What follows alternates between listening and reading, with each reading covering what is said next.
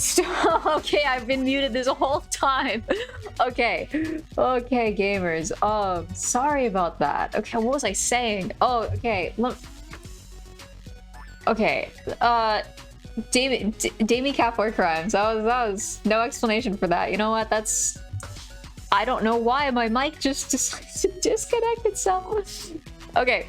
I was saying, we have a schedule. We have a schedule for today. I have things and stuff that I was planning on doing. Oh my god, I can't believe I was muted. Good thing I checked my levels. Jesus Christ. I was like, hey, that's kind of weird that I can only hear the background. Oh my god. Okay. Okay, so... first thing, one of the things I want to do, I don't know if I want to do it first or second. I think I should do it second. Is I want to have like a list of like all of the different tests and their outputs and then what that tells us. So like, you know, if you did the limit comparison test and you got like a 0, like what would that like mean? You know, just stuff like that. And then also for like all of the other theorems, like the big, I haven't even talked about the big theorem, literally, as we call it. And yeah, for like radius of convergence as well. Just writing down all that stuff. The first thing I think I'm going to do is talk about and look into the alternating series test, because my professor said that it proves absolute convergence, but I just want to check on that because it doesn't really make any sense that if you...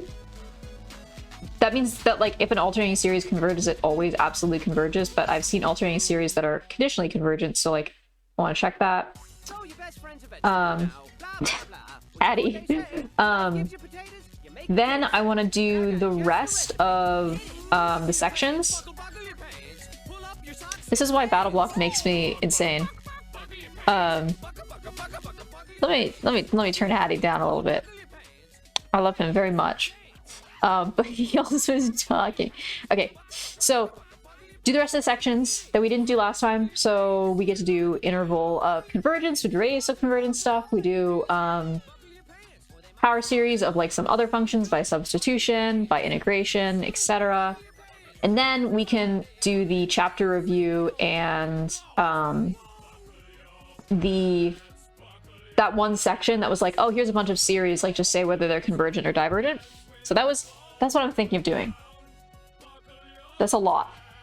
I might switch it to Pikmin music if Hattie doesn't shut the fuck. I'm kidding. I love Hattie. I'm just gonna turn it. Ooh, I guess I could just mute it. Imagine. Whoa! Oh, I accidentally. Imagine what? I'm imagining. Imagine being muted? Yeah, I can also imagine that. I'm sorry. I'm sorry about... that's probably the lot. Okay. I was 2 seconds away from turning that off. Alright, so... alternating series first. Oh, this song is so good. I'm so glad I didn't dream. Okay, alternating series tests are series for... like the... whoa. Are like -1 to the n times... You need help with your homework? I need to call you? What homework are you working on? What kind of homework is it? I'm lying. Yeah, I know. I actually we have an agenda today. So I kind of have to to get good on that. If it was not midterm crunch day, then I would say yes. We're gonna do some reading first. Okay, so alternating series, you have terms that have like switch back and forth, so like plus minus plus minus plus minus, or minus plus minus plus minus plus. And you have Bn is the absolute value of An, which we can test. So if the alternating series is decreasing and the limit is 0, then the series is convergent. And proving that is like, you have to prove that it is decreasing, which is like kind of hard. You have to take the derivative, but you can if you do... Wait, that's an estimation. Wait, am I thinking of something else? Wait a second. I need to get my actual notes. Here, I'm gonna leave it on. I kind of doubt that he's gonna do a lot, but with this, that's not like just kind of simple stuff. Because if I'm guessing he would just do something that you can easily prove is decreasing, but I really don't want to have to prove something is decreasing. Let me check.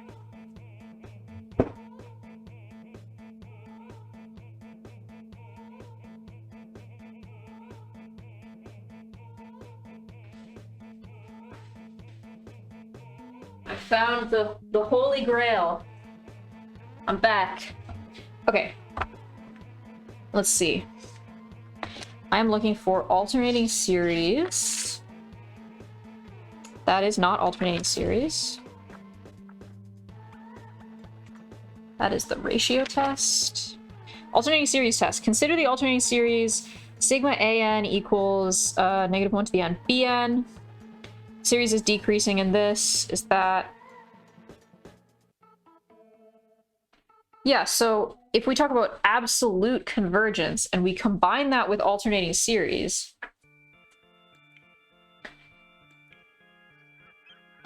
sigma an is absolutely convergent if sigma of absolute value of an is convergent. Okay, I think I know what this is. I think I know what this is.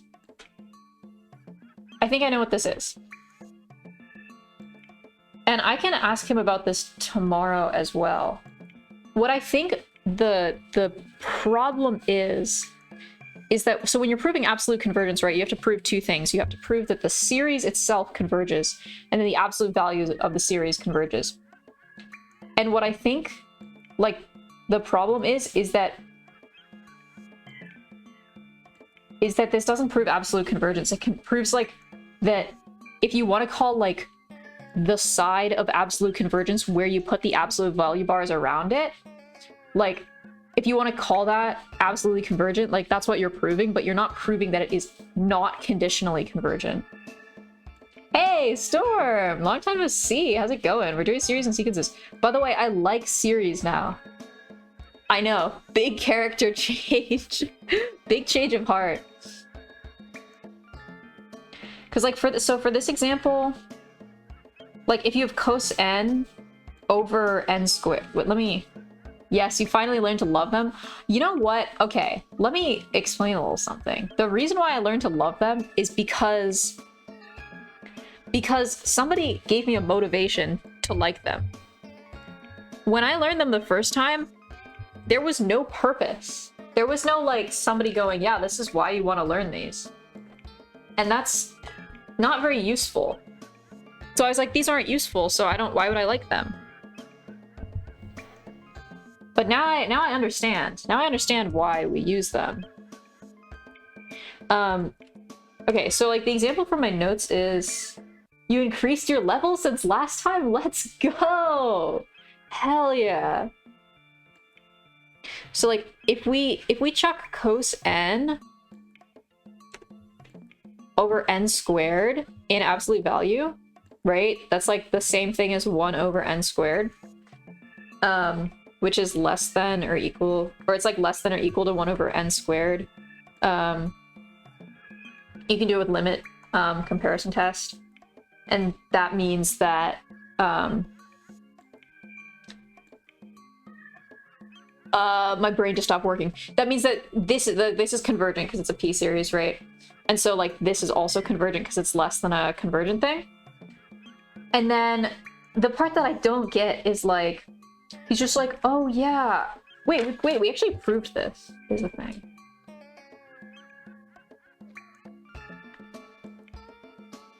Wait, smiles cutely. So yeah, if this is smaller, and I get that, right? Like, I get that throwing absolute value bars around something will prove that it's... If you want a beautiful equality with a series, we have sum of 1 over n squared equals sum of 3 over n squared times... Oh, 2n choose n. Yeah, that's the binomial, is it not? Ugh. Pulling out wires.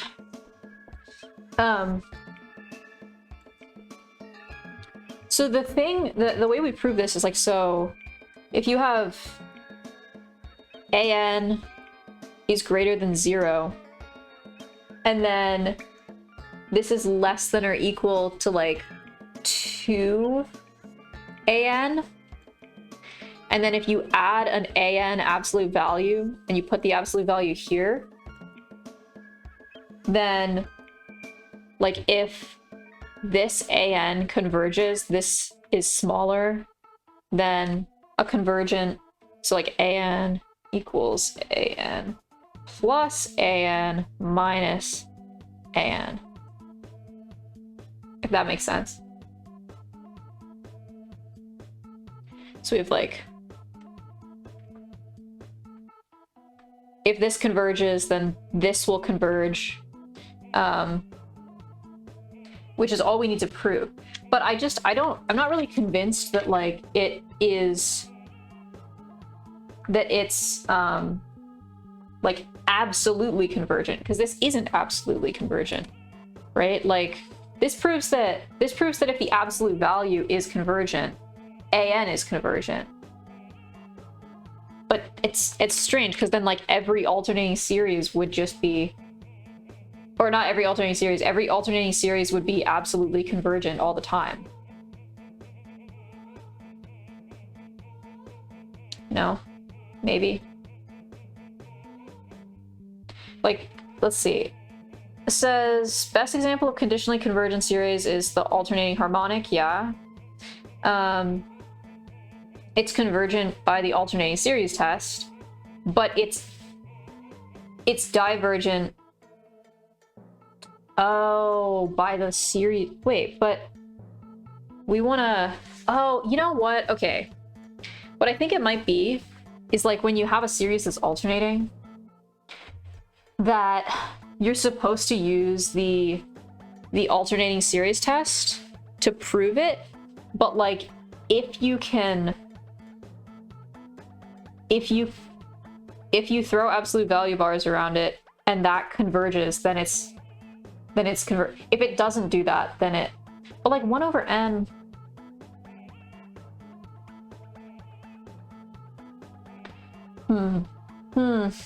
I'll have to ask. What I want to do next is just sort of go through and make a little, like a little scrapbook of like all the different little silly little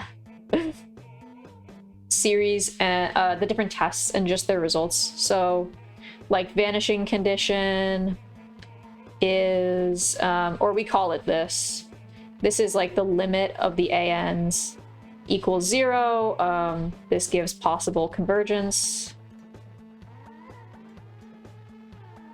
or I should say if this divergence.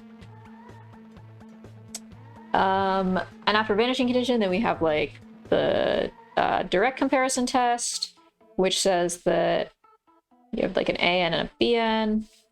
If bn greater than an, bn con, an con.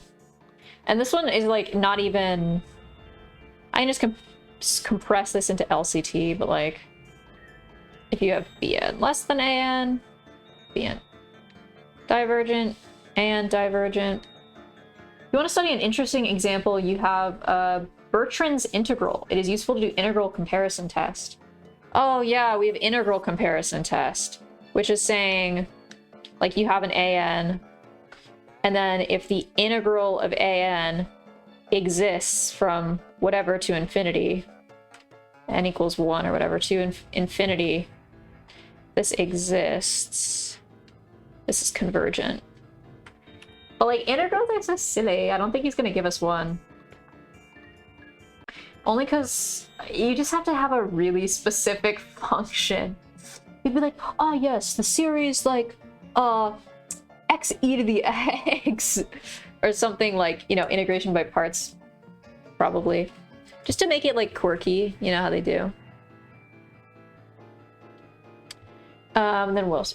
Bertrand's integral is the integral of, so the integral of 1 over n beta ln of n ln of n to the alpha? Or ln of n to the alpha? That's really interesting. Yeah. This is cool. So do you just like compare it with 1 over like a p-series? Wait, no, you just integrate it. That's pretty neat. That's pretty dope. We have direct comparison, we have integral, we need limit comparison with an an and a bn. Which is if there's 3 things. The first one, if limit an over bn doesn't equal 0, or I guess doesn't equal 0, doesn't equal infinity. You must find when it converges. To use this property when you use oh, you have to find the radius of convergence? This means it converges, or no, follows an, follows bn. The second one, if you have limit equaling 0, that means that bn is bigger. So if bn conv, an conv, and then 3 is if limit equals infinity, bn div, an div. This is just direct comparison test. Then we have, what do we have? The ratio test, which is 1 an, and you do limit of an plus 1 over an. And if this is less than 1, I think less than or equal to 1. If it's less than 1, then it converges. And then if it equals 1, then equals 1 big L. Yeah. Also, I do not know if I said it to you, but I started to study function linked to zeta function. You'll start geometric topology. That's so awesome. I think it's really interesting. So my school, right, I'm undergrad, so, and I'm also not a math major, yeah, or a math minor or anything. So I only have to take up to linear analysis 2. For like my required classes, which is surprisingly a lot of what I know already, which is not good for me because I'd like to learn new things, but not that I haven't learned any new things, I have. But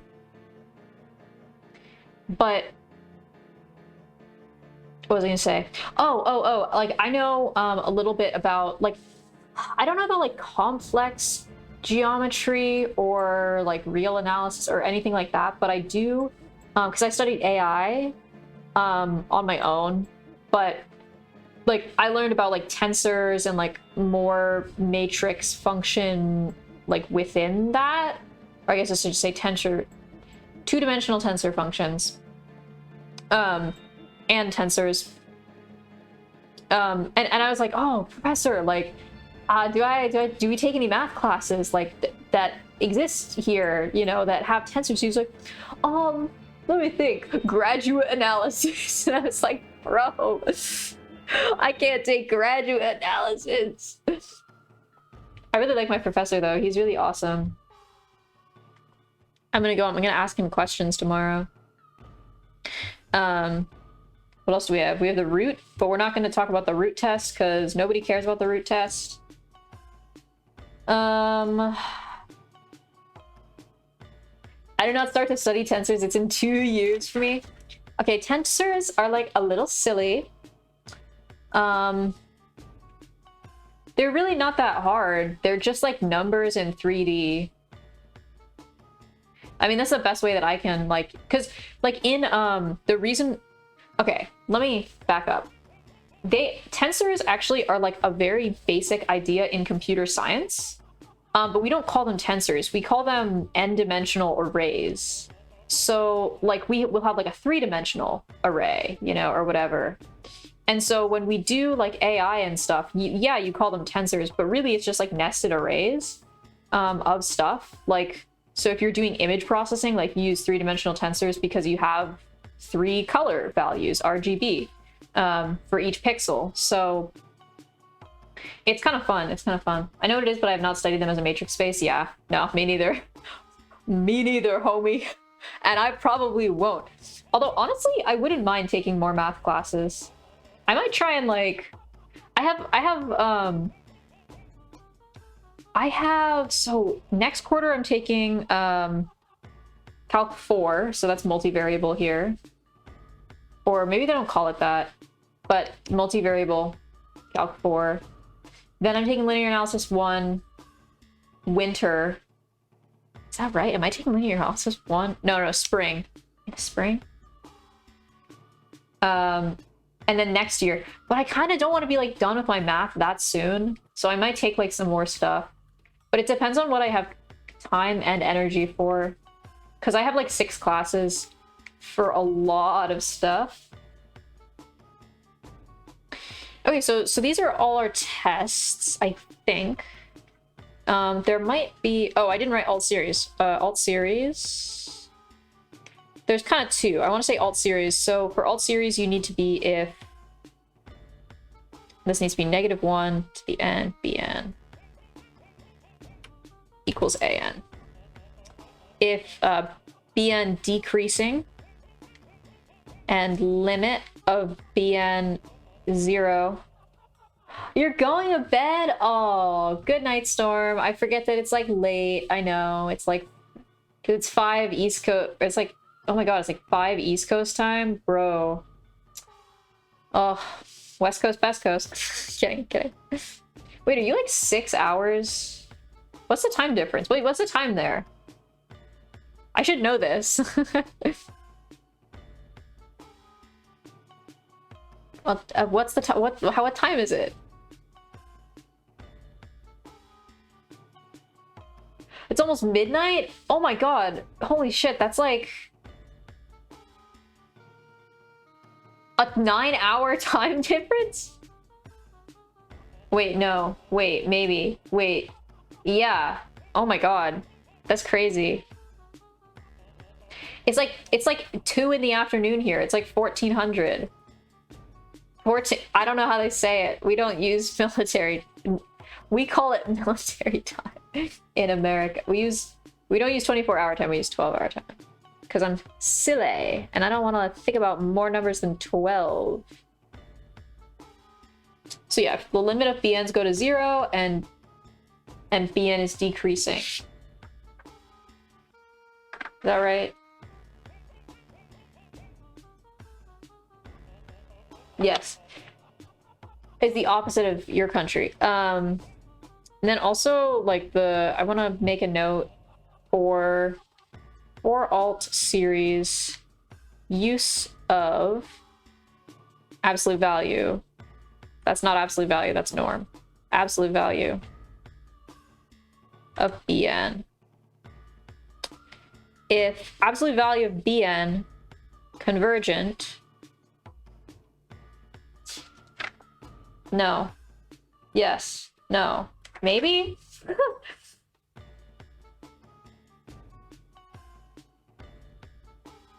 Yes. Yeah.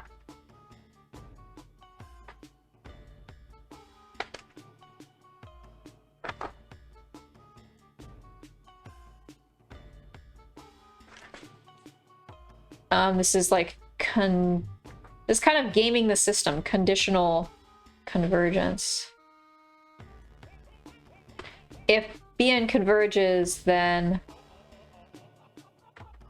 bn convergent. No? Maybe?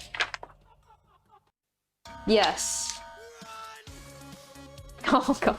Hattie, run!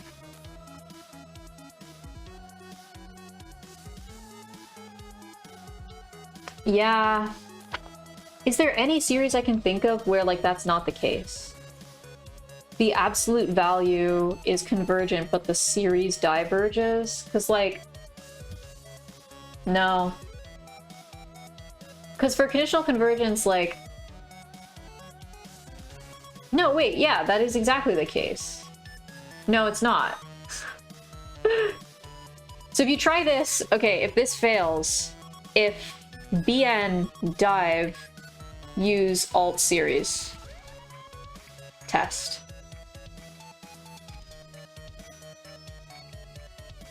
I think. I will have to ask about that because I don't like that too much. I feel like that's a little bad answer. Okay, so we have some other stuff. My music stopped. Slay. Fine.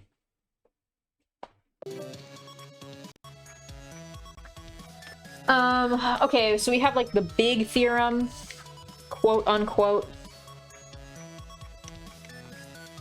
Big theorem, which is just saying if you have a r equals et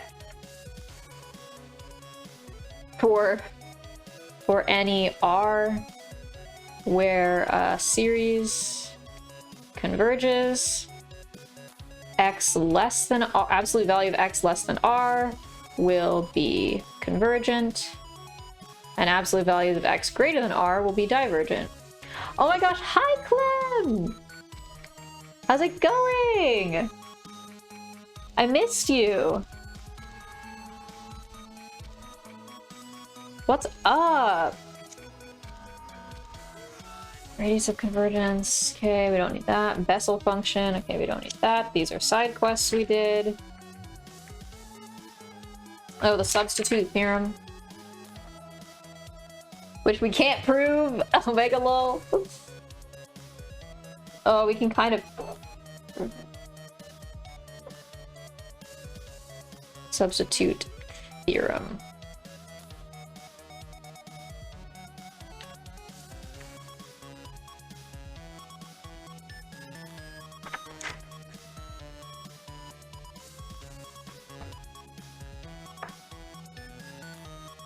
Meow, meow, meow, meow, meow, meow, meow. Wait, where is this? Oh, power series can be differentiated or integrated to obtain a new power series.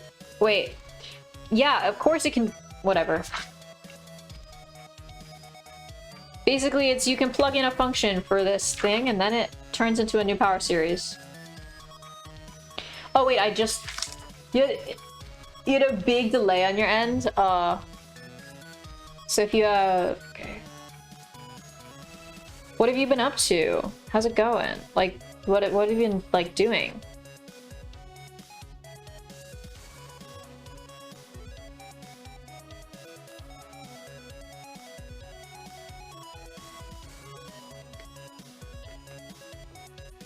This is such a good theorem. This is, like, my favorite theorem.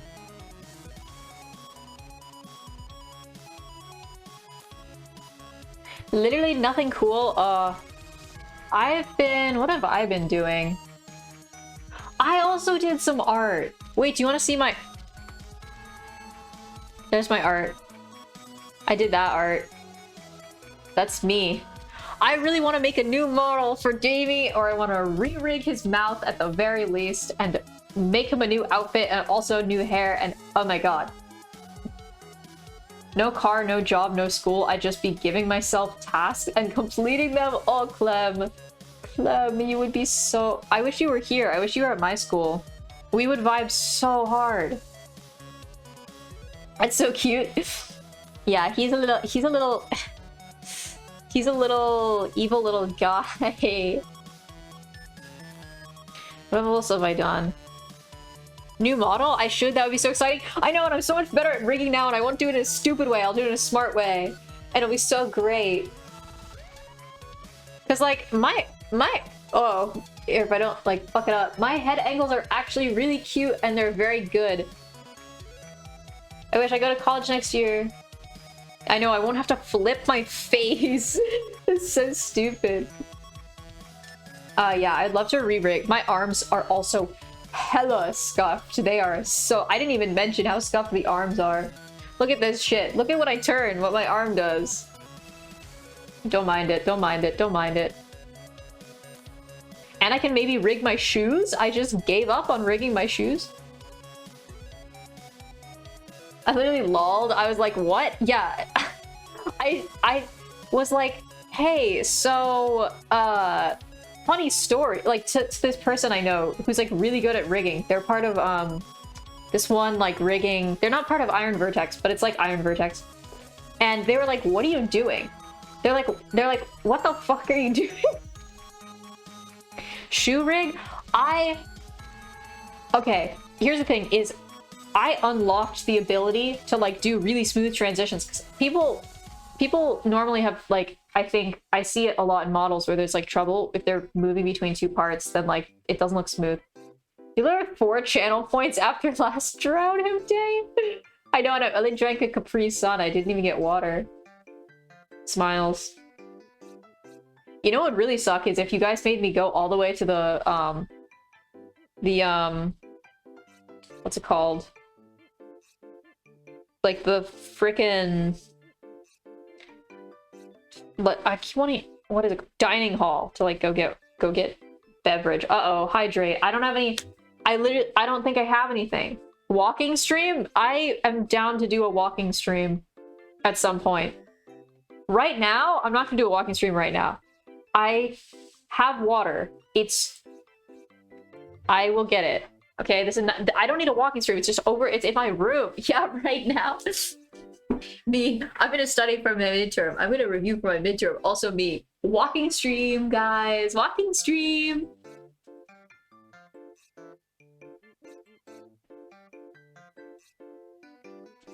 I got it. It's in my room. I don't need to... I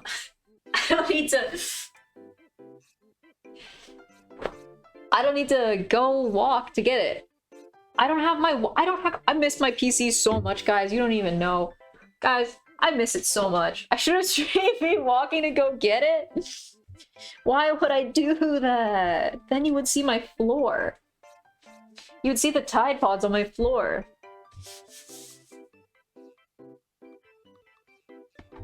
Five steps, Pog! You know, I was looking through my stream drafts, like, ideas for stream that I could do, like, over winter break, because I have a month off. Oh, also, I have a week off. Not next week, but the week after. And so I'm definitely gonna stream, like, games or something. Oh my gosh, thank you for the follow, Noise Baby. But one of them was just Twitch chat controls me, and I was gonna put solenoids on my arms and stuff and hook them up to a web server so you guys could, like, pilot me around like a mech. I was gonna do that. I still might do that. I think that would be pretty fun. I don't really know the health and safety of how that would work, but it sounds really funny. I'm insane. You know, maybe I am a little. Maybe I could do it, like... That would be, like, a big thing. I'd be working on that for a while. I want to play Minecraft. We can definitely play Minecraft. I have to get the server reset up. It still exists, like, the word... You're just like Germa. I'm like, if Michael Reeves could... Like, if Germa could do what Michael Reeves could do. And then I did it, and I was evil about it. I'm drinking water, by the way. Here, I don't know how to, like... There we go. No, dude, bug me about it. Beg? Oh, hello? Bug me about it. Literally message me. I'm offline, I know, because I have classes and stuff, but, like, I miss you guys. People, if you ever miss me, then, like, literally text me. Okay, I do need to do a little bit of work. Let's see. What are we doing? What did I say I was going to do after I did this? I want to re-rig Damie's mouth so bad. Every single time I look over and I see his mouth and it's not moving and it's not doing things, I'm like, oh my god, I could re-rig his mouth so much better. It's fine. I'm normal. That's just like what being a VTuber who can rig, like, is. You just look over at your model and you're like, oh, I'm gonna go open live 2D after the stream. Oh, I forgot you can see this. Anyway. I need to say that file. What if you could re-rig yourself IRL? You actually can do that. You could just change your walk cycle. Not a lot of people know that. It's kind of a little handy tip. I do it sometimes. For fun. That's the neuros diverging, actually. Don't... You already re-rigged it once, OMG. If you could re-rig it, well, now your model is flipped. I gotta redo my whole model. I would just probably do new art as well. Because part of the reason why he took longer is just because the like angle I had him at. I really do want to do a whole new model and like or a new outfit or something. Because I want to well, I really want to... What happened to rigging Pinot? I did forget about that for a while. I will be real. What did I use that for? I was editing a picture. Oh, I was editing myself to be Makima from Chainsaw Man. Don't ask. There's a context. But I was editing myself and I was like, hey, wait a second. Why am I like so good at like editing, like drawing in like people's faces? Like this is like, because it was like a real picture. I was like drawing over it and I was like, wait a second. I abandoned my boy. There's literally not even a Pinot on screen right now. What am I doing? This is all because my PC is at home. Because I have this stupid laptop. And Pinot has been taken from me. This is so sad. Whereas he's not here. He's literally not on screen. It's so sad. He used to be in the... Remember? He used to be in the background? Like, really, like, faintly and stuff. Like, he's just... I don't have him on this... You know what? We're actually remedying that right now. I'm downloading Pinot. I'm downloading Pinot, okay? Giuseppe? Oh, it's right up in my search history. Giuseppe Pinot, my beloved. All of his 580 pixels from wikipedia.com. I'm gonna put him on my desktop. That's how important he is. Okay. There's literally a picture. Shout out to that person who followed earlier. I hope you love Pinot. This is... There he is, guys. He's back. I missed him. I really did. I really... You know, maybe with this, maybe I can finally, like, understand again. Maybe I can get good. Okay. Turn on the anime girl? Okay, fine. The anime girl has Pinot on her, by the way. See? She's got Pinot. Can I explain gradient vectors? I actually don't know what that is. Just a reminder, anyone who tries to escape will be executed on the spot. Bring anime girl in for Pinot. Pinot love anime girl? Anime girl love Pinot. She's part of the Pinot fan club. Gradient vectors. I don't think I know what that is enough to, like, talk about it. Can I explain unit vectors? I can't explain unit vectors. Those are... Okay. So, like, depending on your coordinate system, let's just say, like, the XY, like, Cartesian coordinate system, we want a way to be able to define any vector, right? So, like, there's a lot of vectors. This is a vector, this is a vector, this is a vector, this is a vector. Like, they're all over the place, and we want, like, a way to define them. So... in the XY, because we have, like, X coordinates, right? And Y coordinates that go up. And that's how we write vectors, right? Like, maybe it's like 3, 4 or something. We want our unit vectors to reflect that. So in this case, for R2, because this is R2, right? Two-dimensional plane. Our unit vectors are going to be 1, 0, and 0, 1. Because you can make any vector in R2 with this by multiplying a number. So, like, let's say we want to make 3, 4. You have 3 times 1, 0 plus 4 times 0, 1. So that's where they come from, and they live right here. There's one here with a length of 1, and there's one here with a length of 1. And that's where that need comes from. And when you get into like R3, like let's say you have your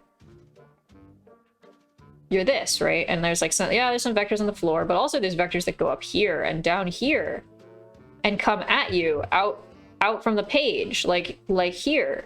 Like this is like kind of wild, wacky, right? Like how do we define all these? Well, we have 1, 0, 0, 0, 1, 0, and 0, 0, 1. And if we multiply these by constants, right, we can make any single vector in R3.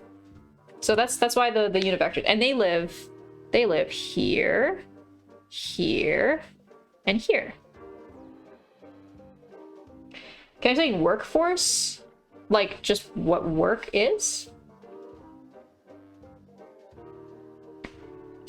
So work, I'm assuming maybe you mean like the cross product way or something, or no, the dot product way.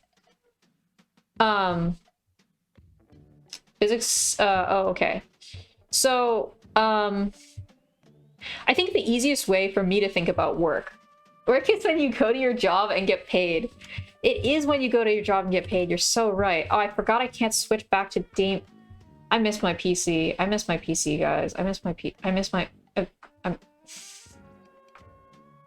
I'm back. What was I saying? Okay. So the easiest way that I think of, like, to think about work is, right, in physics, anything you put in a system, right? You can kind of imagine your system as a box. Anything that's happening inside this box, it can't go outside the box, and nothing can go inside the box, except for work. So work, right, lets you do things inside the box. It lets you put things in the box, and it lets you take things out of the box. So when you have positive work, you're adding something to the box, like energy.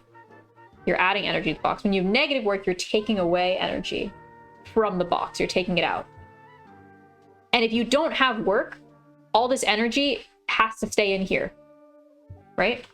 So work is not a force, no. The way that we talk about work is, it's not really, it's kind of just a word to talk about what's happening with energy, right? So in essence, our work, like, you can kind of think of it as the change in energy of a system. This is just another name for like how much energy we now have. It's like, if we take an example, if we have a bunch of kinetic energy in our box, right? If we wanted to, we can turn that kinetic energy, you know, maybe that kinetic energy is turning into some kinetic energy and some gravitational potential energy. And then it's going to go back and it's going to turn back into only kinetic energy. But if there's something like we have in our box kinetic energy, and we are sliding like a box along the floor, and there's like it's a rough floor, and you're sliding across this, then this floor is going to take out some energy in terms of thermal, and you're going to have like less kinetic energy, right, as you go across this floor. So that's kind of how you think about work. Work is a force over a distance, right? So we have a force, which is a vector, and we have distance, which is a vector. But our work is a scalar. So we take the dot product of the two vectors to get us a number that we can, you know, use to describe how much energy is leaving the system. Because if you think about it, like, energy is not a vector. Energy can go in and out, but it's just a quantity, right?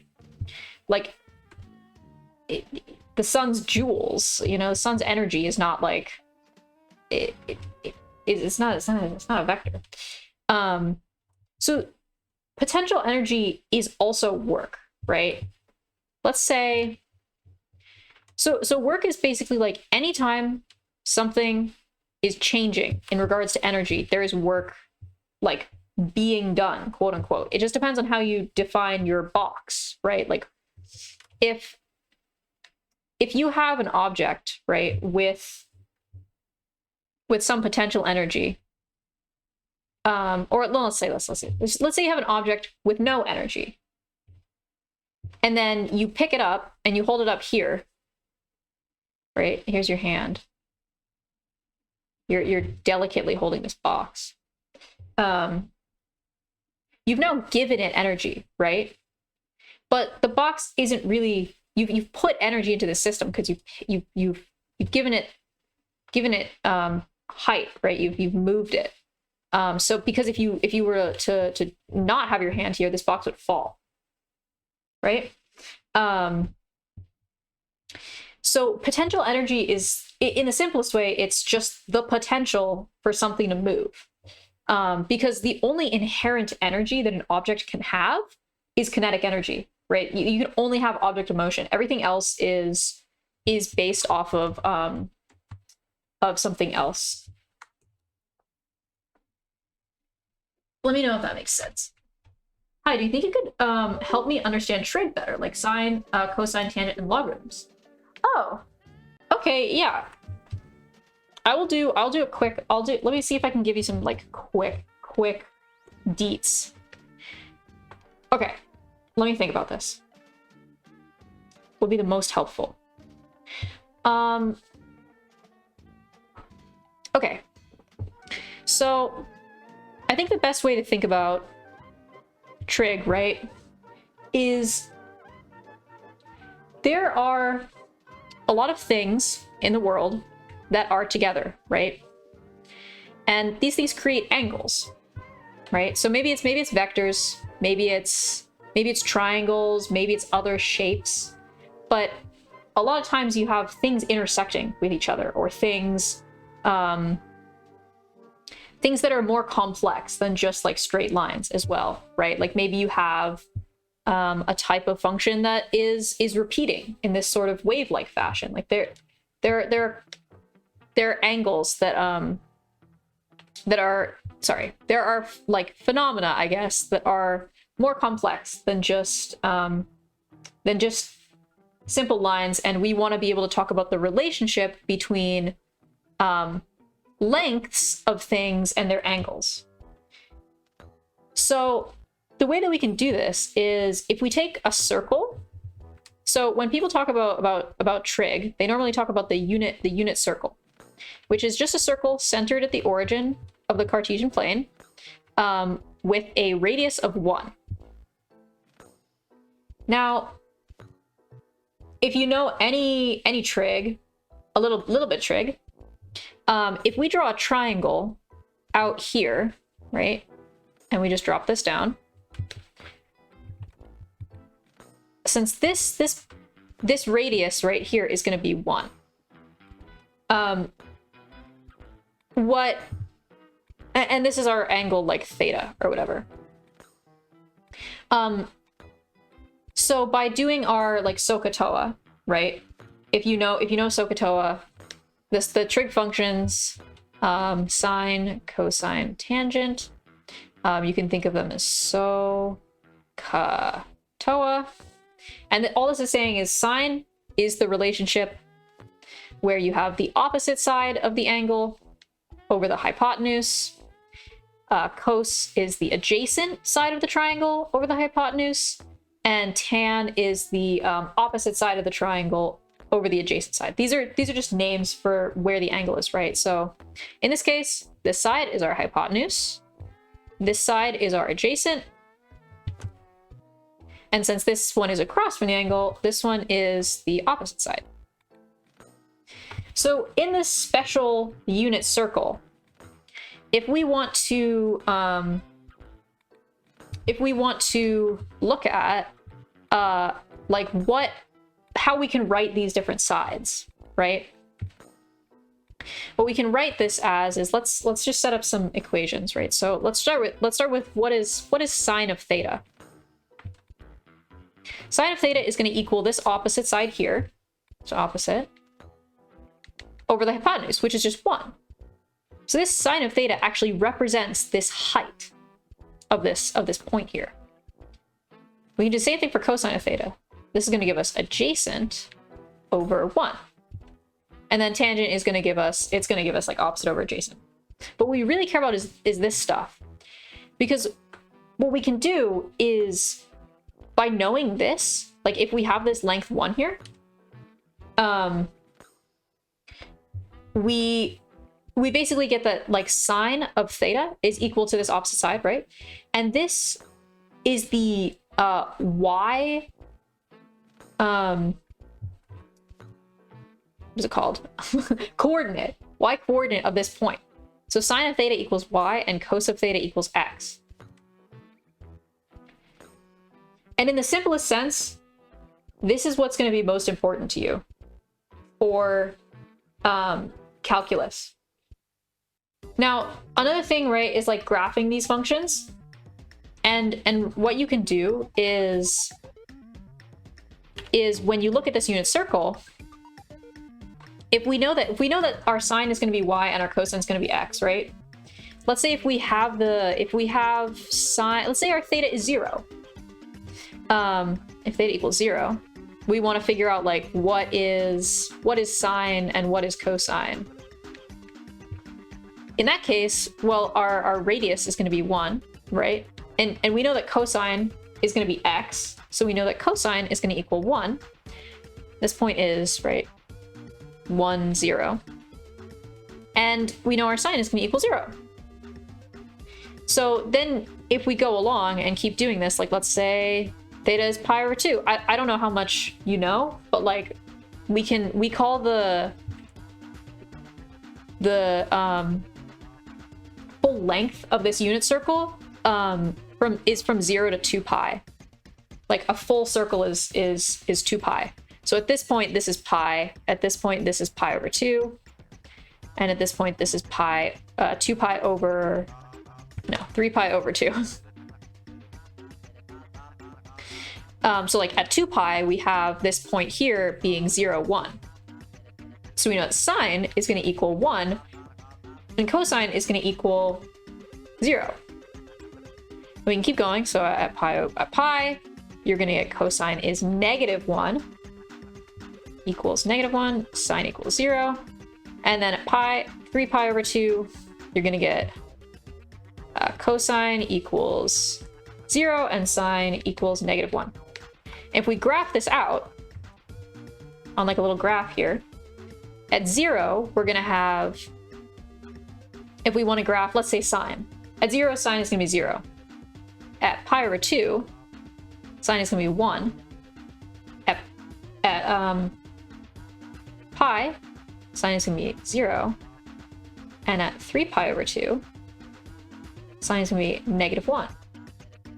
And oh, thank you for the follow so much.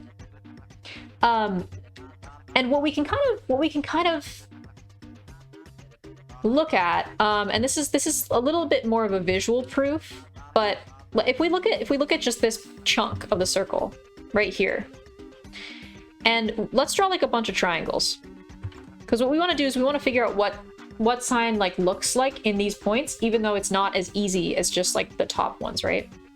So we see that it's kind of smaller here, here. If we look at these lengths here, I'll put them in a different color. Red. Does it kind of like visually seem like it kind of starts growing really fast, but then it kind of slopes off? You see how this kind of like down, like up here, it's just getting like really, really slow growing. Yeah. So that means that we're going to start off really fast, right? So like right here, we're going to move a lot, and we're going to move a lot again, but we're going to kind of slow down as we get to that 1. So what we end up getting, if we do this enough, is we see, and this holds true for like the other stuff, right? Because like here, we're kind of going slow and then speeding up.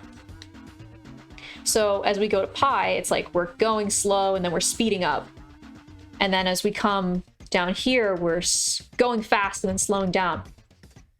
we kind of make this little funny little guy. And the really fun thing about trig functions, right, is as these real numbers, because pi is just a number, just like 1 or 2 or 3. It's just kind of a special little number. As we go on and our x, right, gets bigger and bigger and bigger and bigger, this thing, this very special little thing, this repeats itself, right? Because as we move around this circle, it just keeps doing the same thing. So this idea of like, they call it a period, like how many, how long it takes it to repeat itself is the period of the function. And if a function repeats itself, it has a period. So this means that every single time, for every 2 pi that exists, right? Like if we did 4 pi, we could say, oh, well, we know what sine is at 4 pi because we know what sine is at 2 pi. So this concept of like having a function that repeats itself that we can find out about angles from and relate that to different lengths is really like useful, because what we get to see is like when you get to physics and stuff, which gets kind of like if you're doing sound waves, or if you're doing like, they call it simple harmonic motion, which is kind of like if you have a spring or pendulum, we can see that like these sort of physical movements, like you can see like a pendulum, right? It goes up and then like it kind of like slows down here and then it goes back down really fast and it kind of slows down up here. Like that's curves, that's sine waves, that's trig functions. You were really confused about that? Oh, I hope I helped out. And you can also graph cosine the same way. It's just that if you look at cosine in this sort of little chunk, instead of looking at the y, we're going to look at the x. So like here, if we look at the x, oh, that's a really big pen. If we look at the x, like that's going to be really big. And then as we go up, right, it's going to get smaller and smaller. You can skip pre-calculus to take Calc 1 straight. I mean, you can. I think that, so to be perfectly honest, I could teach people calculus without teaching them trigonometry. Because calculus is not about trigonometry. Calculus has trigonometry in it to do a lot of useful things, but yeah, if you have, can you go over the ln rule? You're really struggling in your calc class? Yeah, no problem. So do you want to like just talk about like what logarithms are, or like the derivative of ln, or? I also struggled in my calc class. I actually also struggled with logarithms a lot when I first learned them. You hate natural log derivative? That series and sequences is all about natural logs. Well, not all about natural logs. Okay, so normally when people tell you about log, they're gonna tell you about a little silly little function that that is a specific growth rate, right, of like interest, and they're gonna say, what is this? And then they're gonna show you, they're gonna prove that as it goes to infinity, it goes this weird number called e, right? Now, this is kind of a silly number, because it's kind of like pi. It's just a number that exists, but it comes up a lot, and that's like really weird, because this is a number that's so specific, and you just see it in a lot of places. So what people did was they wanted to take the idea of logarithms, right? So a logarithm of a certain base b of x equals y. This is about relating like powers, right? We want to say like, how many times do you have to put b to something to get x, right?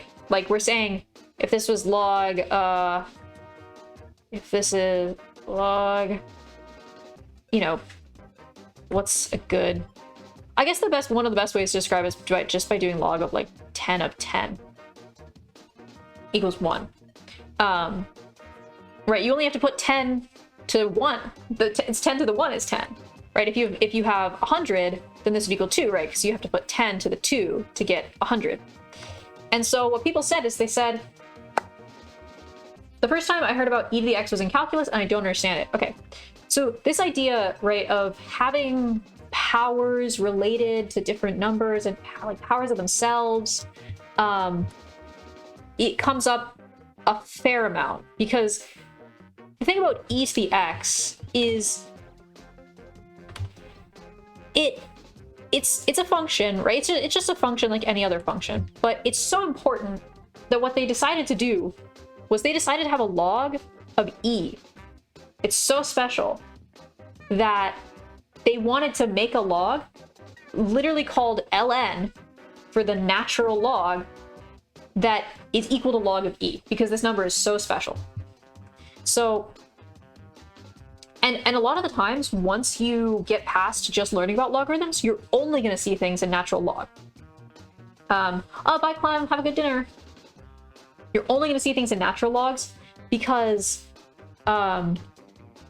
it's kind of like, it just comes up so often that like we don't need to do base 10 stuff. We need stuff to be related to e, because it's about growth rates also.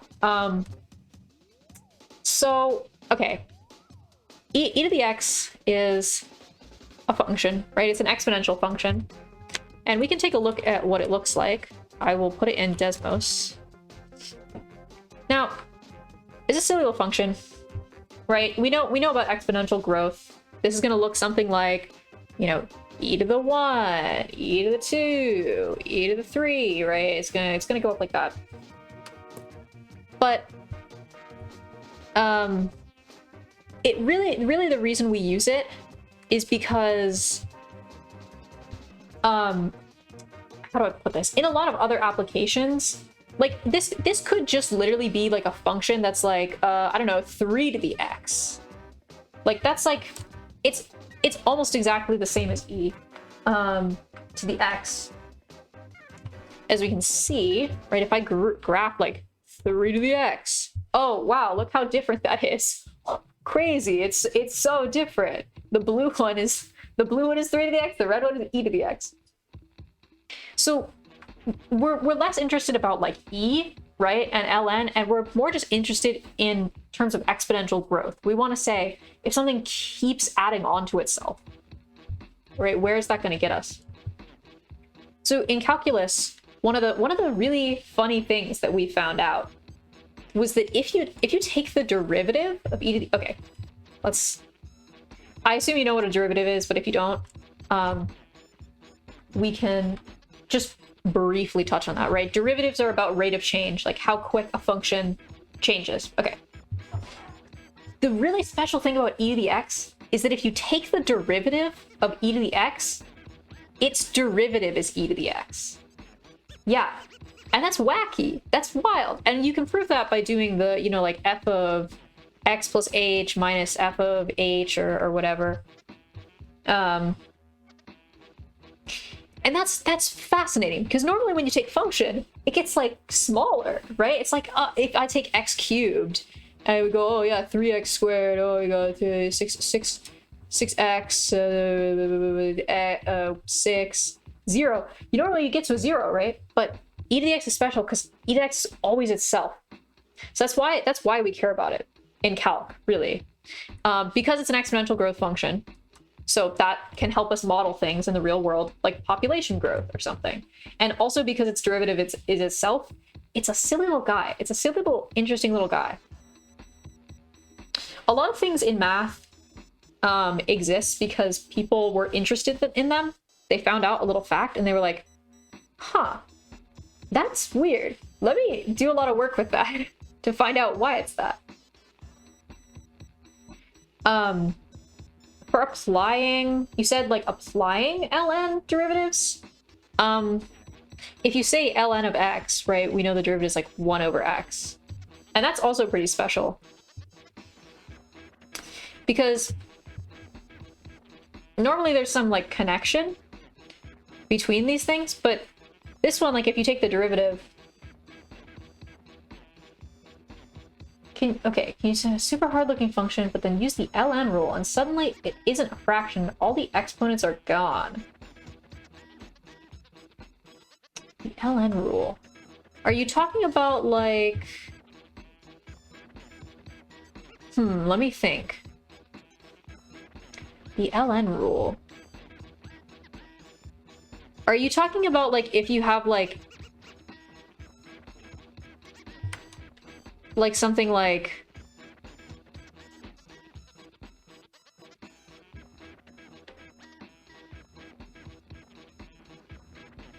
this? Like, are you talking about limits?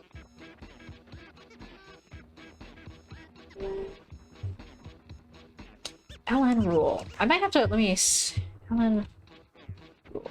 Let's...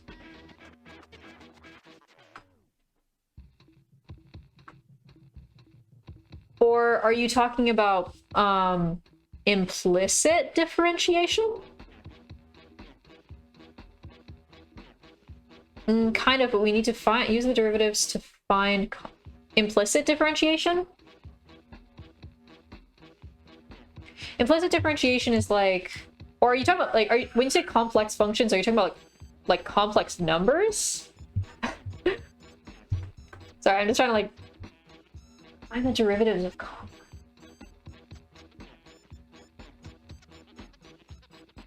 find the derivatives of... Oh, it is like this. Oh, okay, so I don't know how you would use... Oh, okay.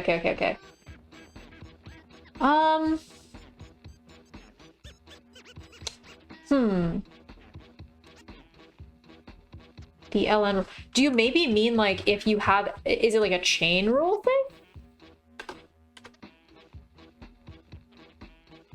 Do you have like an example? I have a Discord server if you want to join it and like send like an example. Or you can put one in the chat. Because then I could probably understand a little better. Yeah, of course. Discord. There you go.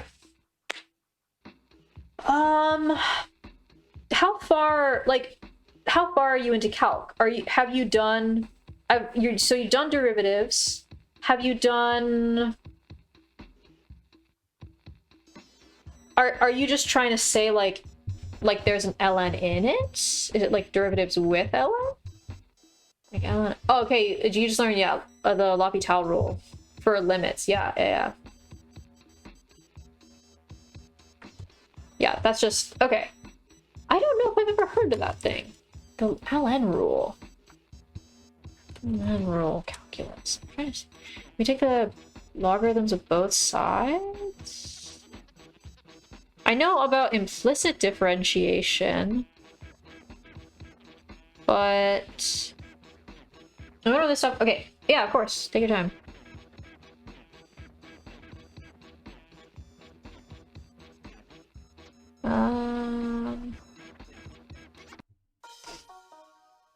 It's also been a little bit since I've learned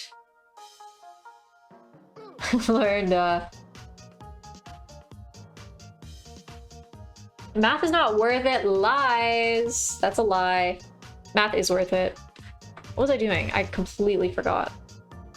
Don't worry, I'm not like giving up on your question. I'm just gonna let you. Hey, you're both doing CS! CS buddies. Okay, this is great. I'll do 3. Well, see, this is like... Okay. This is a perfect example of like this little silly little test my professor gave us. That doesn't go to 3, goes to 8. Blaine is coping so hard. It's not useless. It's fun. I'm a mechanical engineer. I'm not gonna use half this shit. But it's like, this is dope as fuck. Also, okay, it is useful. It is useful. It's just like, it's better to take it in college than high school. The more calculus I take, the more hatred I feel. Okay, Blaine, I will say, You have said before that you immediately forget all the math that you learned after the class is done.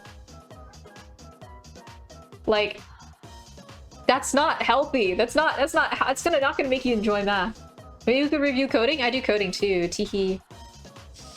Okay, so if I put the absolute value bars here, this becomes 1 over 5n plus 1. And this thing diverges. Does it not? Wait, let me just see. I need to go all the way down to the bottom. CS is having a recession now? Oh, because of Twitter? Or do you mean like in general? I don't think CS is not going anywhere. I do not think you have to worry about that. Unless the internet explodes. Is this 11.8? 11.6.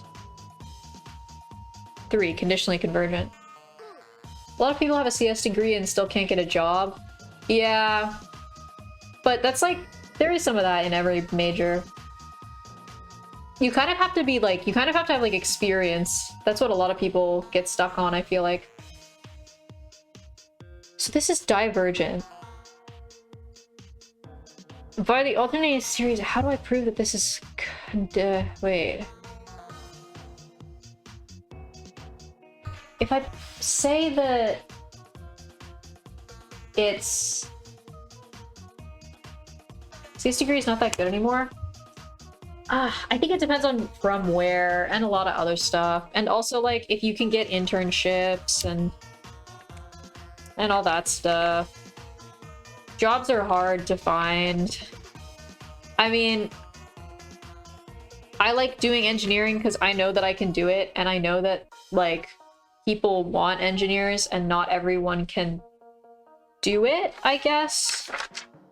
Or have the, not that not everyone can do it, because I think anybody can do it. But some people don't have the time, or not everybody has, like, the motivation to do it, I guess is my... I'm struggling. I can't find an example. Oh no. No, take your time. I'm gonna be here for a while. Because I need to do all of this, and then... But I want to see... Like, this is... If we compare this to 1 over... Okay, so this is why it's conditionally convergent.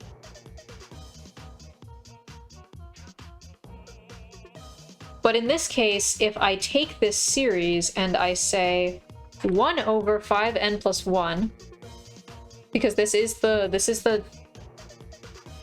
bn, the limit equals 0, and like 1 over 5 plus 1, 1 over 10 plus 1, that is getting smaller. Wait, you had to do series in a month? 6 months? I mean, I've done it in like 5 weeks, maybe a little less. They're not that bad. Okay, okay. I think I figured it out. Oh, 1 to 4. That's not great. that would be a year. That'd be 3 quarters here. No, 4 quarters. So like a full year, basically, 1 to 4. Which is kind of what I had with BC. BC does that to you. AP. Which is kind of wild. And we did it in half a year. Bro, I was so not chilling with CALC at the beginning of the year. And then it made a lot more sense to me. Okay, let me do another one of these. Just one more of these, and then I will move on, because we did a lot of these last time. Okay, 5 sine n over 2. So like with this is 1 over 2. Can't find an example, but you bring in the ln and it makes your life easy. Huh. Oh, is it maybe something like... Okay, I will say that might be an edge case. Like, if you're seeing somebody... I think one of the important things in math is like calling out bullshit. I can't put it any other way, really. But like, there'll be times when you do a problem, like, okay, this is not going to make sense to you, but like, there's this one thing that was like find the series of this, and it's like if this was this, that would be like easier. But the way they wanted you to do it was like by pulling out like a 1 to make this something over, you know, something like this. It's like, that's bullshit. That's like not gonna be, that's not gonna come up in your life. That's just somebody bullshitting.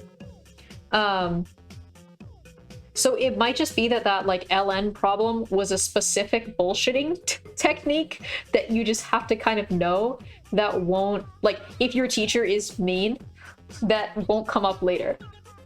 Because I will say, I'm in Calc 3 right now, and I've taken up to linear analysis and differential equations, and that does not ring a bell in my brain.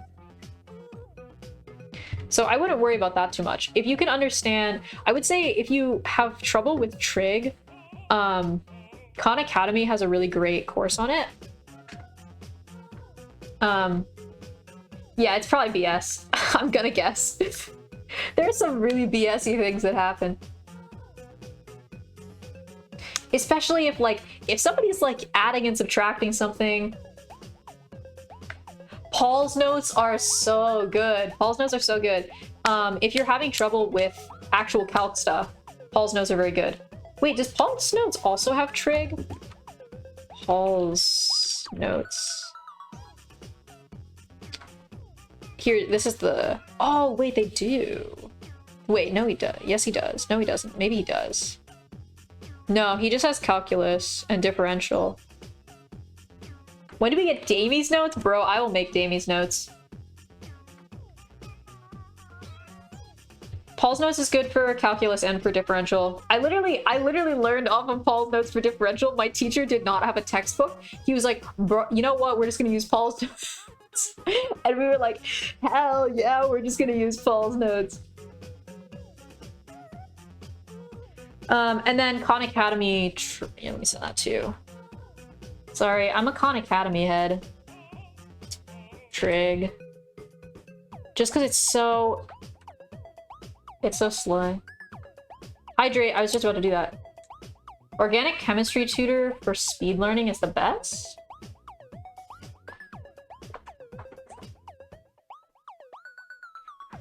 I don't know. I've never tried to learn organic chemistry. Okay, let me see. Oh, 2 to the n. I'm tripping. 2 to the n, which is a geometric series, to 1 over 2 to the n. So this converges. So this is convergent, and it should be absolutely convergent. Haha. 5 AC. Okay. We figured it out. We figured it out, gamers. Although I will confirm that later. Okay, finally we can move on to something that we haven't done before. We can talk about my favorite little guys.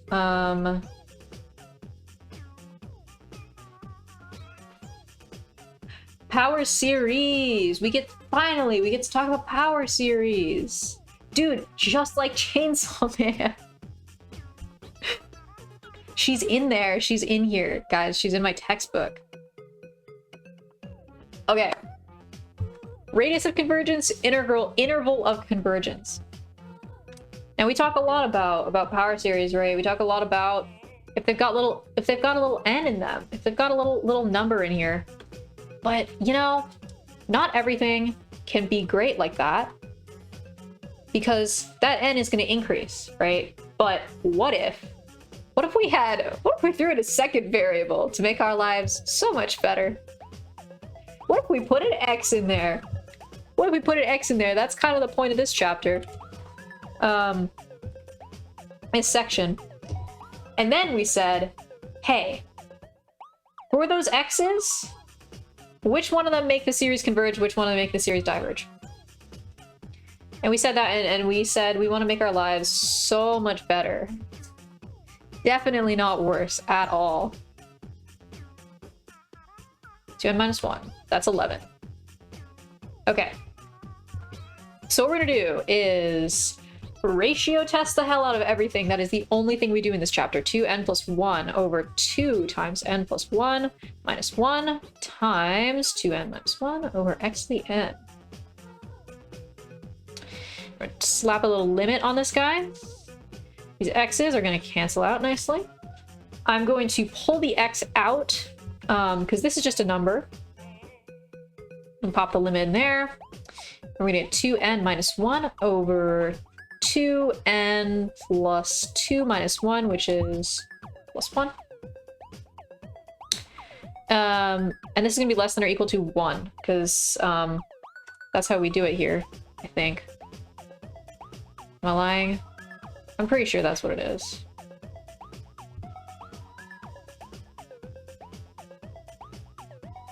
Yeah, because it's ratio test, we need it. Crazy part of power series is that there's a lot of n factorials to deal with, which isn't ideal to compute. That is based, that is true, but we like them because they kind of get yeeted out 9 times out of 10. Also, the only Taylor series that have factorials is e to the x stuff. In my brain, I'm thinking, is there anything that's not e to the x that has a factorial? I need to wait. I need to see my list of series. Oh no, cosine and sine do. Haha, see. ln doesn't because it's a derivative. Smiles cutely. And then tangent also doesn't because it is also a derivative. They can have n with chain rule? Oh. Can they? I don't remember that. This is 1, so x is going to be less than 1. We love a little radius. And then we have to test it 1 and 1, right? So we don't know if this is less than or equal to, so we basically get a little blank guy, right, like this. And then we have to test. And it's like, okay, I'm going to put in like -1 to the n, 2n minus 1. This one is going to converge. Wait, 1 over... Yeah, this one's going to converge. This one's going to diverge. So that's going to be conditionally convergent. So we have a little there, and we have a little nothing there. It's kind of slang. I don't know what you're talking about with chain rule. Unless you're... Can we go over hyperbolic stuff? Ooh, do I know hyperbolic stuff? Hyperbolic like sine h cos h? Like this little guy? Okay, I'm gonna be real. I have not used that at all. At all. Are you just doing... Have you used them? Like in your calc? I didn't use them in calc. I didn't use them differently. I am gonna be 1000%... Wait, okay. I am not the best person to explain that because I have not used them. Because it's not required that you use them, I guess? In the same way, it's not really required for you to use trig in anything. But teachers might... It depends on your professor. Or teacher.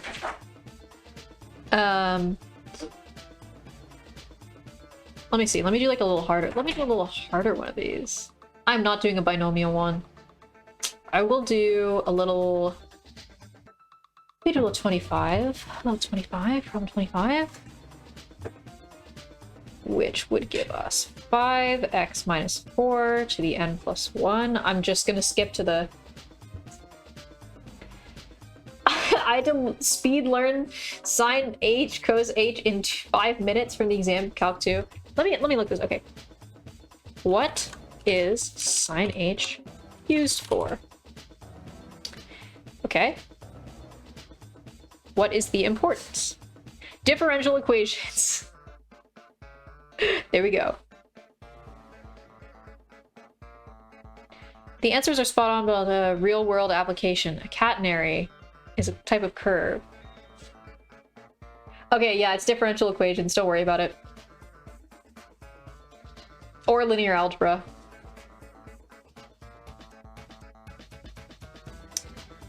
Yeah, I wouldn't worry about it.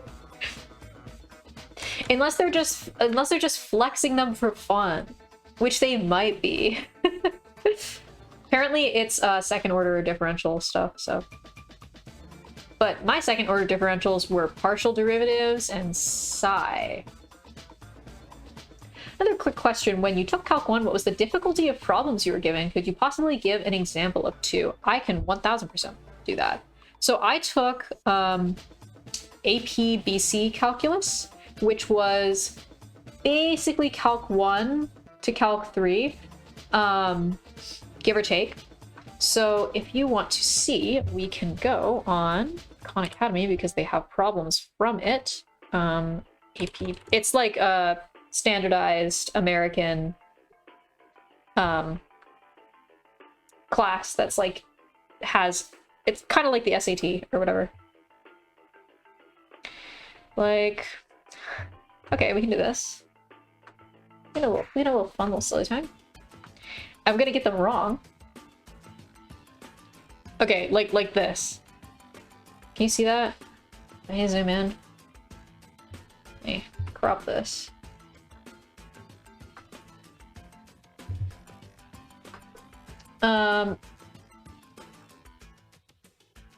Like sometimes, whoa, I don't know what that was. Sometimes they would give us like,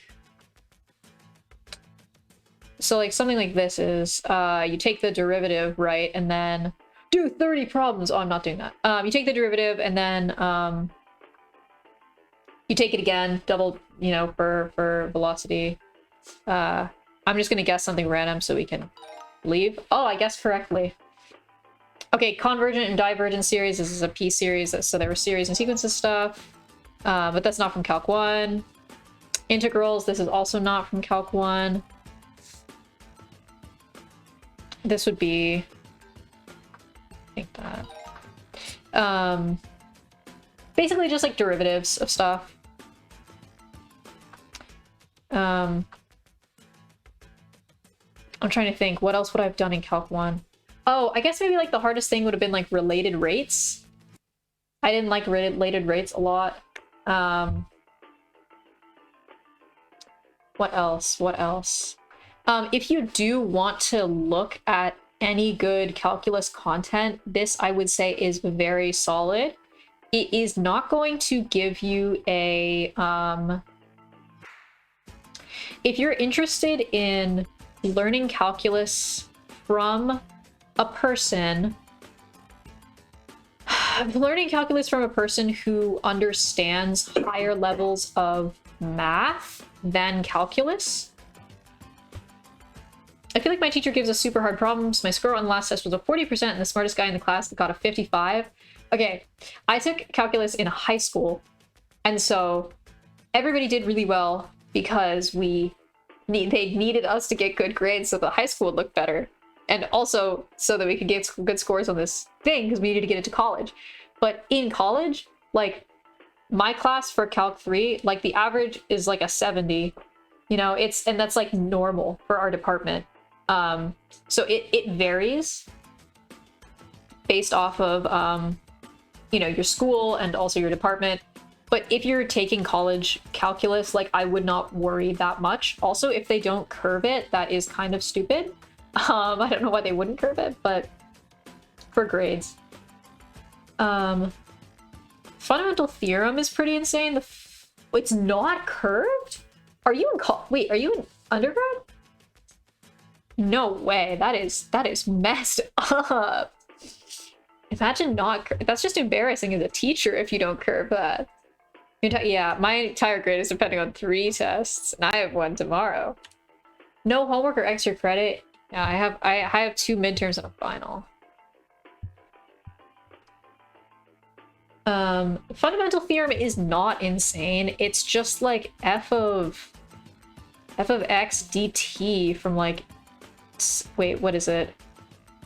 It's like f prime of t dt. No, what is it? F prime dt from 0 to x is equal to like f of x. That's all that means. It just means that if you have a different variable and you put the variable in here, you put the variable in here. That's the fundamental theorem of calculus. You have to, relative velocity in physics. Oh. That just sounds like definition of systems. But I could be wrong. I don't really know why you would want to do that. Everyone agrees, I don't think I'm gonna pass my calculus. Would it be better to withdraw and retake it, or just take the F instead of showing up as a W? I would talk to like an academic advisor. Because it depends a lot about like how you're doing in your other classes, also like what time you want to graduate, and how long your quarters, like, because for example, like my quarters are 10 weeks long, and so we have to like choose whether we're dropping a class like pretty early, because you know we only have 10 weeks. So that's my little catboy advice. Yeah, no problem. It's just like I don't think I could situationally give you the best things. I just like don't know enough, you know? Not in like an evil way. Times n cubed over 5x. You have 105 in your comp sci class? Okay, that's slaying. That's awesome. Good job. I don't know. I don't know. Okay, we're gonna take the 5x out. 5x minus 4, limit. Yeah, not everyone does have the time and money to drop a class. That's like so true. Although I will say also, if you are in a position like that, there are probably resources at your school that you can go and take advantage of, who will try and like get you either like how do I say this? Like not financial accommodations, but like there are people there who can help you solve problems like that. Because that is kind of a common thing in college. To actually, you know, to have financial stuff. This is gonna be 1, so we don't need to worry about that, but so this will be in between, what is that? 3 and, well, 3/5 and 5/5? Oh no, yeah. For you, I would just say like it depends on your major. Honestly, if you're CS, I would not worry about it too much, especially if you were, if you didn't have a good background. But if you're in, honestly, like, because I can definitely help explain stuff to you if you want, but like if you find like a study group or something, and like, yeah, I would if there's anything, like the best thing is if you find a problem you have in math and you recognize that it's a problem, to try and fix it sooner rather than later, so it doesn't start to like ball up into more problems, because it can really get like out of control very quickly, and then that's how you have to like stop everything and then like, you know, fix it later. Whereas something like this, it's like, okay, like if you go and, you know, on top of your other work, like you get more comfortable with like trigonometry, or you get more comfortable with other stuff. Oh, it's Luigi. Hello, Luigi. Your ball is very out of control. Yeah. And if it really is, then like it's like it would be, if I was in that position, I'd be like, okay, can I go and, you know, go to office hours, ask professors about it, get like a tutor, or get a like a study group or something like that. Although I can like explain stuff. I can definitely explain stuff if you ever want to stop. I mean, I stream like, I just don't stream every day. That's the only thing. And sometimes you just need somebody who can like be there consistently. I will actually keep my Discord up to check pings, though. I keep forgetting to do that. This is gonna be 1. Oops. Oh, we don't know if this is. I'll leave it as 5 over 5. That's easier for me to remember. Okay, so now we gotta check if this little thing is. I appreciate your fellow death stay in the community. Aw, that's so sweet. Yeah, of course. And honestly, like, I will say, I think that the way that I approach, like, trying to help people catch up is like, you can take a pre-calc class for like a year or like half a year or whatever, right? And you can learn a lot of stuff. But if you know just one thing you're having trouble with, you're like, okay, I don't really understand, you know, I struggle with doing logarithm problems or whatever. It's like, okay, well then let's find the root of that problem and we'll solve just that, and we don't need to put any extra fluff on it, and you know, that's done, right? But some people don't know how to like adapt, or don't know what questions to ask to get people to find their problems, which I think is the most important part of being a little tutor guy. Okay, so x equals 1. Okay, so if x equals 1, we're gonna plug this in. So 5 minus 1 is 1 over n cubed, which is convergent. We love that. That's a p-series. Negative is gonna be -1. And this is also going to be convergent, and we could have just checked if it was absolutely convergent. Absolutely convergent. AC. Yeah, I will say, not knowing trig is kind of rough. Or, not knowing trig, it's definitely hard. Because I think that trig is the most often the thing that people are not the best at. Because it's weird. There's... Like, you gotta memorize a lot of numbers for no reason, and you probably learned it, like, in conjunction with geometry or something, and you're like, why are we doing this? This doesn't make any sense. Trig derivatives aren't that crazy. I mean, when you think about it, it kind of makes sense, because if you were to graph it out, right, if, like, you know, we graphed sine, but I can show, like, so we'll show it with sine, right? Sine kind of looks like that. 1.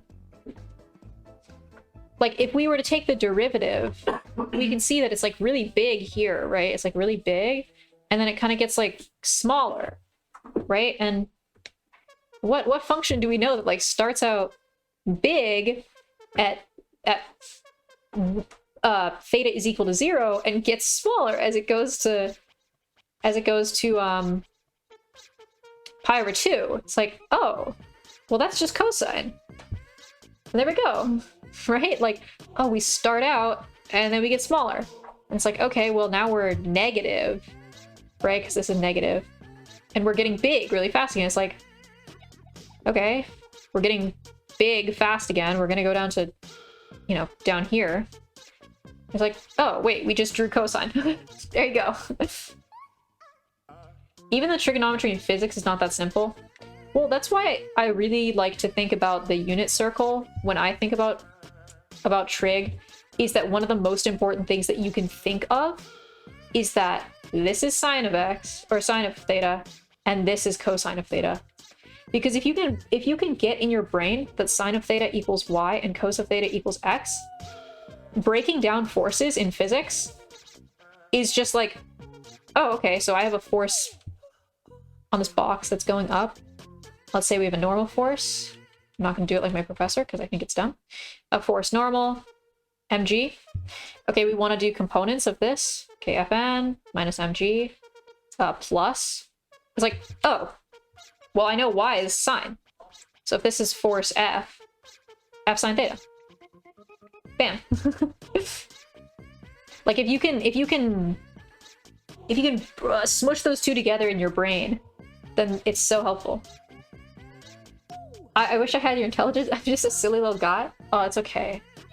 I am burdened with my little math knowledge. It really is about understanding the importance of things, right? Like, the way that we think about math in relation to math, and the way we think about math in relation to physics are vastly, vastly different. Because when we're looking for things in physics, we're trying to balance things, right? We're not like, yeah, we're trying to find something out, you know, it's like how fast is this block moving or whatever. But it's really just like a balancing act of like different forces and different things. So the way that we use math is not the same as like when we use math in math, because in math we're like exploring. Calculus is only 100 level class and it's supposed to be easy to get an A. I mean, that's like, in my college, it doesn't mean that. It just means that it's an intro level class if it's 100. Okay, so we did some good convergence stuff. I like that. I like that. What I would like to do is... What should we do? This music is so silly.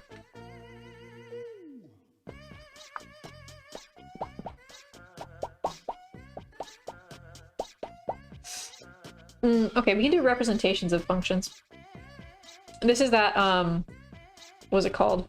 Substitution theorem.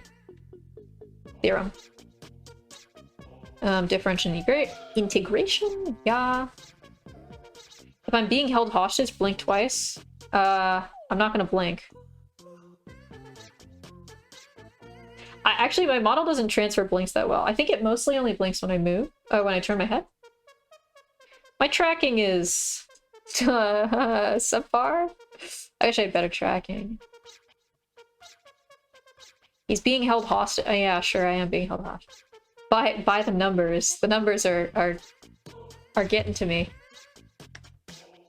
Okay, 11.9. Okay, let's do a little. God, this is what I was going insane over. If you were here. No, Umbra's just goofing. Umbra's goofing.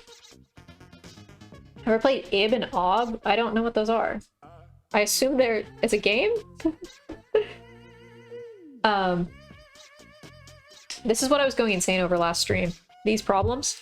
And all the ones that I was going insane over, I asked my professor about them and he was like, yeah, these are not going to be on the midterm, so.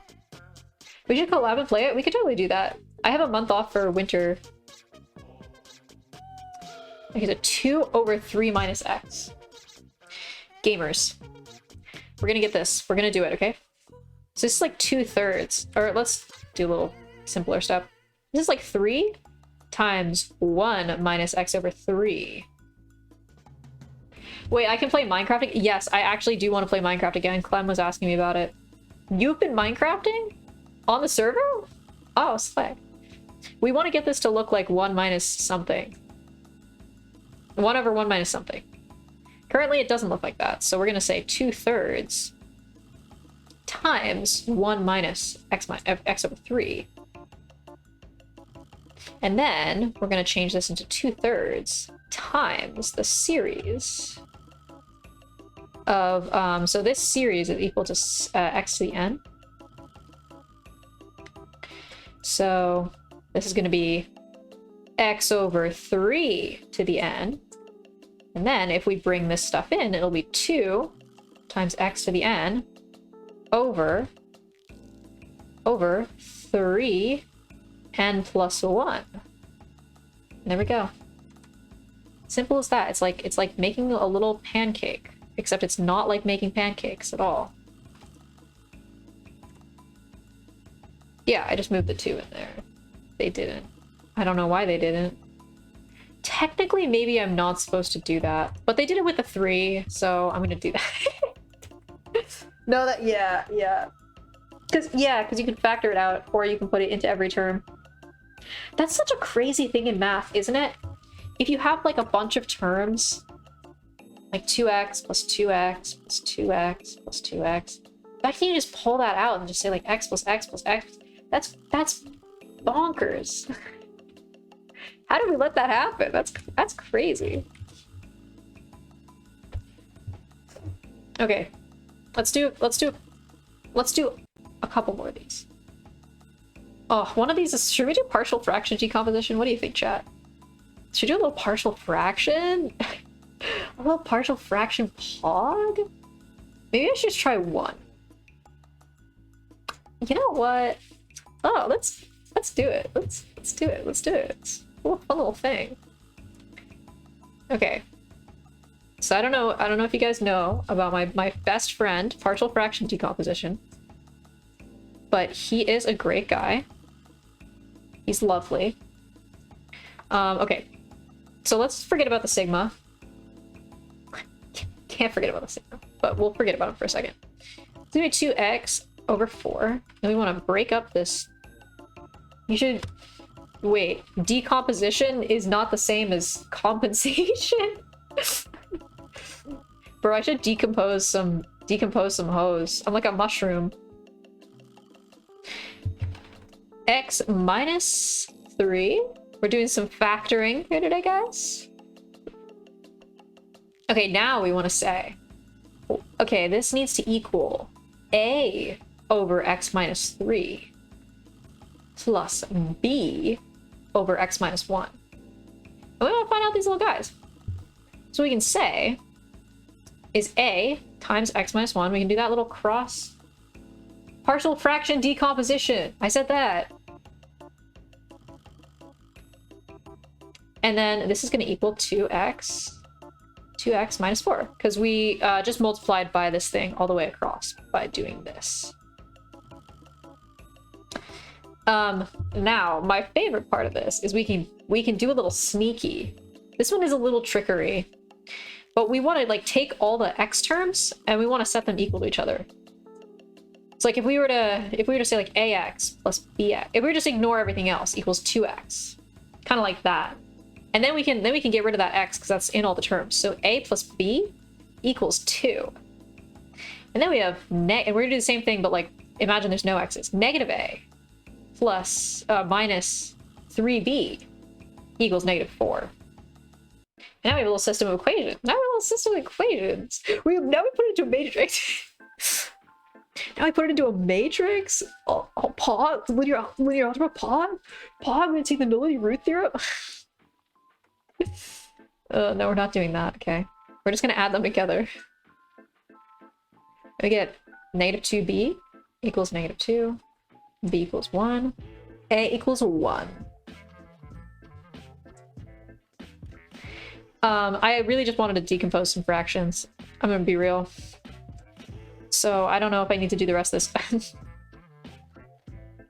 So we 1 over negative 3 plus x. Pull out a negative 3. That'll be 1 minus x over 3.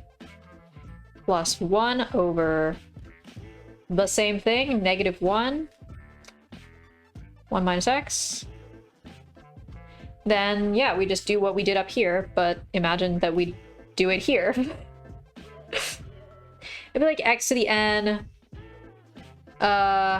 This will be x to the n over 3, negative 3, negative 1 to the n. Nope, not negative 1 to the n. Oh, I don't actually need to take a negative out of this. It will be negative 1 to the n.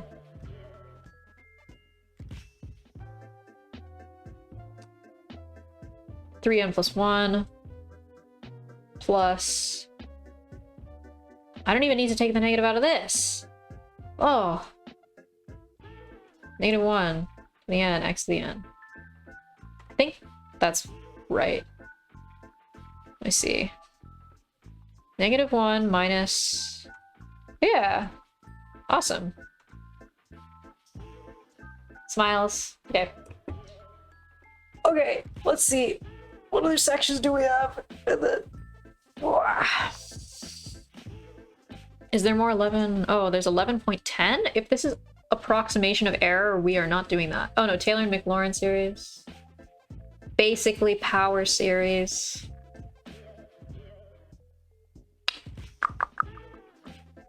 Let's see. Sorry, this is really long. Oh, I guess we could just kind of ball out with the Taylor formula. oh, I really don't want to just do the Taylor formula. Like, guys, that's just... You want to switch your head? How? Okay. Chat, how much do you like derivatives? Are we in the mood for some derivatives by any chance? How many derivatives do you want? Do you want infinity? Because that's what Taylor is. You need to learn them, so let's do this. Actually, you know what? Let's do e to the x together. Let's do e to the x together. Okay, so just by ballin', okay? Just imagine we proved this, where this is something called a Taylor polynomial. So we have a Taylor polynomial of degree n centered at a for some function f of x. And what this is going to equal is it's going to equal a series, this Taylor series. It's going to be the nth derivative of the function times x minus a to the n over n factorial. So the max rate of change of a function is the magnitude of the gradient vector. I could not tell you. I have not taken CALC 4 yet. That is a multivariable thing. Although, yeah, you would ever see this witchcraft in my okay. I'll give you a little taste of what this means. Okay, so Taylor series aren't crazy. They're just little guys. Okay, imagine Taylor series as this guy. This is what a Taylor series is. This is the Taylor series. Okay? So just keep that in your brain. He's got a little tail, sorry, I forgot his tail. You prefer Taylor Swift more? They're just power series. They're just called a different name. I don't know why they're called a different name. They're lame. Okay. Let me make sure that this is the right... I'm pretty sure this is the right function. If it's not, I will eat my hat. I don't have a hat.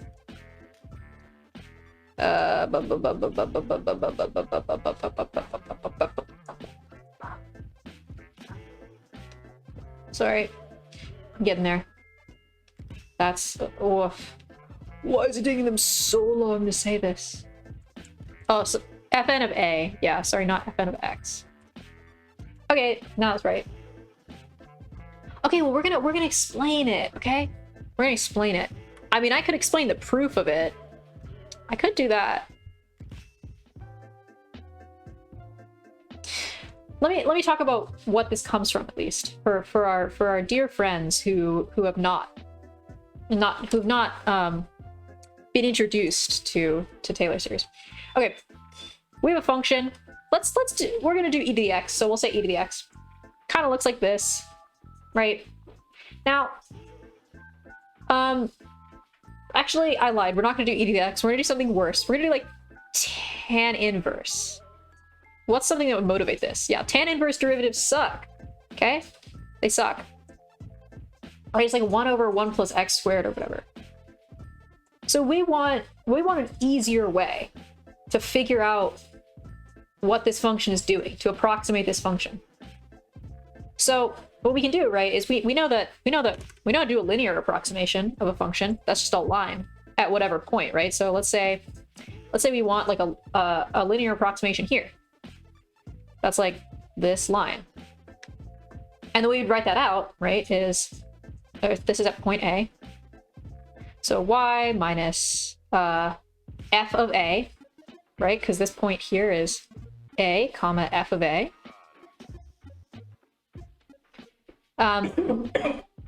Equals, right, we can just say f prime of a times x minus a, right? This is just an equation of a line. This is our slope. And we know that to get a slope of a function, we can take the derivative of it, right? Now this line sucks, right? Like, this is not this function. What? It doesn't even do anything over here. That's bad. So what if we did this? What if we made it a quadratic instead? What if we did that? What if we were like, I think a quadratic would fit better here. So what we can do is you know, take the we want our, if this is our p of x, we want a our new p of x, I guess I should say. All right, let me rewrite this. Y equals f prime of a times x minus a plus f of a. So we want a polynomial to do this better. Quadratic, to be precise. Let me just find one thing.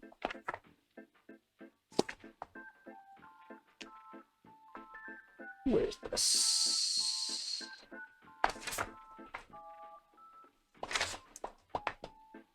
Hold on to the thought. I'm getting there. I'm remembering how I wrote this. Okay. Okay, here we go. So we want something that looks like p of x equals, right, our f prime of a times x minus a plus f of a. And we want to also have something that's like some number here times x minus a squared, because that's the quadratic. And if we do some derivatives and stuff, what we can find out is this constant actually ends up being f prime of a over 2. And if we continue doing this, and we get to a cubic, we find out that our constant for something x minus a cubed, we find out that this constant is f of a, triple prime of a, over 2 times 3. And this keeps going, right? So you'll get f triple prime of a, fourth prime of a, 2 times 3 times 4. And the way that we can write this, right, is we see that this is kind of like 1 times 2. It's kind of like 1 times 2 times 3. It's kind of like 1 times 2 times 3 times 4. What this is a factorial, right? This is 3 factorial. This is 4 factorial. And if we look back at our Taylor polynomial like equation, that's what this is. So we're just trying to find the nth best, to the degree n, best approximation of a certain function. So we're taking any function and we're turning it into a polynomial, basically, forcefully. We're saying, you're gonna be a polynomial now. Honey, it's 4 p.m. It's time for your polynomial expansion. Okay, so let's do one of these for e to the x, because this one is one that people often do. Okay, so we have e to the x. If we look at our little thing over here, also, okay, we're gonna say a equals 0, because that's just easier for me. So what we're gonna do is we need to take a bunch of derivatives, right? But the fun thing about e to the x, right? We know that f prime equals e to the x, f double prime equals e to the x, f triple prime equals, and so on, forever. So that's great. We don't need to do anything. So we can start plugging stuff in now. So for n equals 0, we're gonna have f of x, right? Or sorry, f of 0 of 0 times x minus 0 times x to the 0 over 0 factorial. This 0, everything's 0. This is just 0. Now we do plus, because our little sigma over there just means we're adding up all the terms, right? For increasing n's, right? So n1, and you plug in n2, you add that, you plug in n equals 3, you add that. We're gonna go until we find a pattern. So we got f prime of 0 times x, right? This is our first thing, x1 over, sorry, this is actually 1. Don't mind me. Because this is e to the 0, which is 1. Over 1. So now we have e to the 0, right? Because this is always gonna be 0. Or it's always gonna be 1. Because we're always, let me write this a little bit better. Our f prime of x equals e to the x. So our f prime of 0 equals e to the 0. So this is always gonna be 1. So now our next term is x over 1 factorial. Okay, we're gonna do this again. X squared, 2. Again, e to the 0. We got x squared over 2. We can see like we can start to see a little pattern, right? Okay, we're gonna do another one. This, right? We're still getting that e to the 0. We're gonna x to 3 over 3 factorial. And you can start to see in these terms, right? What are some things that we see? Well, this bottom seems like it's always going to be increasing, right? Factorial, like we get 1, 2, 3. And this top also seems like it's increasing. We go like 1, 2, 3. So, and we also see that every single time, this e to the 0 is going to be 1, right? Because it's always e to the 0. If we're centered at 0, that is. So if we were to write this as sort of like a formula, like a blueprint for the term, what we can say is it's a sigma, because we have to add up all the terms, for n equals 0, because we want to start at 0, to infinity. We have x to the n, right? Because this is 1 here, 2 here, 3 here, that's increasing, over n factorial. Right? Because this is n equals 1, n equals 0, n equals 2, n equals 3. And that's all that is. So to find a polynomial version of whatever function you want, all you have to do is just take a bunch of derivatives of it and put them into this formula and see if you can get something out of it. Now, this isn't always gonna be nice. You can't just like take anything, right? So this one is very nice the way it works out. For example, if you wanted to do tan inverse, it ends up looking like -1 to the n of, you know, x to the 2n plus 1 over 2n plus 1. And that's like that kind of sucks to have to do, but that's all it is. We're just doing a little approximation. And this thing, if you were to take n to infinity, if you were to literally have every single term in here, this equals e to the x, which is crazy. Because like, if we wanted to say like, let's say we went up to n equals 3, right? Which is what we have here. What we're saying then is e to the x equals 1 plus x squared over 2 factorial plus x cubed over 3 factorial. It's like, that's what the heck? What the heck? Those two things are related? That's crazy. And then it's like, if we didn't know the derivatives of e to the x, right? And we wanted to instead take the derivative of this, think about how easy that would be. It's like, okay, what's the derivative of 1? 0. What's the derivative of x? 1. 2 times x over 2 factorial plus 3 x squared over 3 factorial. It's like, you can just do that. And that's the, you know, f prime of that. And you'll actually see that if you take the prime, right? If you like say like you wanted to start at f1, you're actually just changing the n. Look, like if you changed n to 1, that would be where you started, here. If you change it to 2, you would change that. It's pretty cool. That one only really works for e to the x though, because its derivatives are like fancy. And they cancel out. Like you can see like this ends up becoming, it's gonna equal 1 plus x plus x squared over 2. So you're just getting the same thing. You're just getting a worse version of the same thing. Anyway, what was I doing? Oh, I was trying to do Taylor. I don't need to do Taylor. We know Taylor.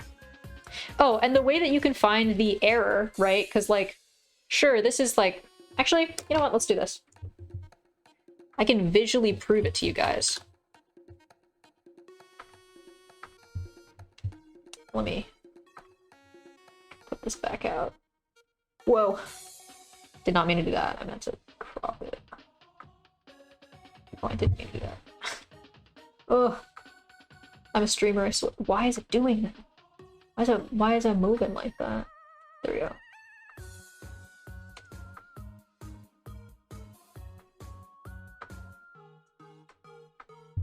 Okay, so here's e to the x, right? If we put in our formula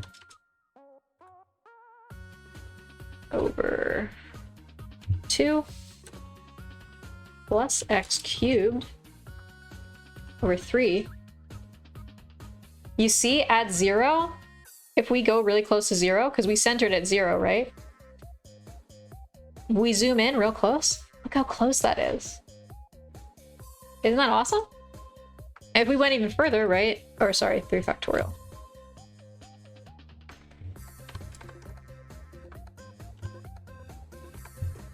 It's gonna get even closer. To the point where like these lines, like I'm zooming in like a lot. You can't even tell that there are 2 different lines here. Like if I toggle them on and off, it is very, very, very close, right? So that's why it's really helpful, because it's also a lot easier for computers to calculate, right? So yeah, they could multiply out like e to the x and stuff, but if they want to like, if they want to get a really, really quick thing, because this is like only a couple numbers, like a computer can do x to the 4th way easier than it can do e to the x. If you're doing like really big things, then yeah, you can do a lot faster calculations. In terms of like people, that's not really important to us, because like we can just, you know, do whatever. That's my Twitch. Okay, let me check to see if there's anything else for this chapter. I guess I can do some integration, but I'd rather not. Applications of Taylor. We're not going to do that because we don't do error functions like they do. Error functions are kind of bullshit. That's not true, but it's fine. It looks like that's kind of it. Should we do a little quiz review? Should a test review? Maybe a little bit. And then we can just kind of gloss over some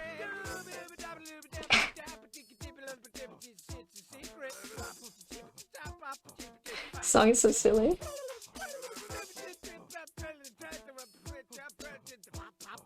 Okay.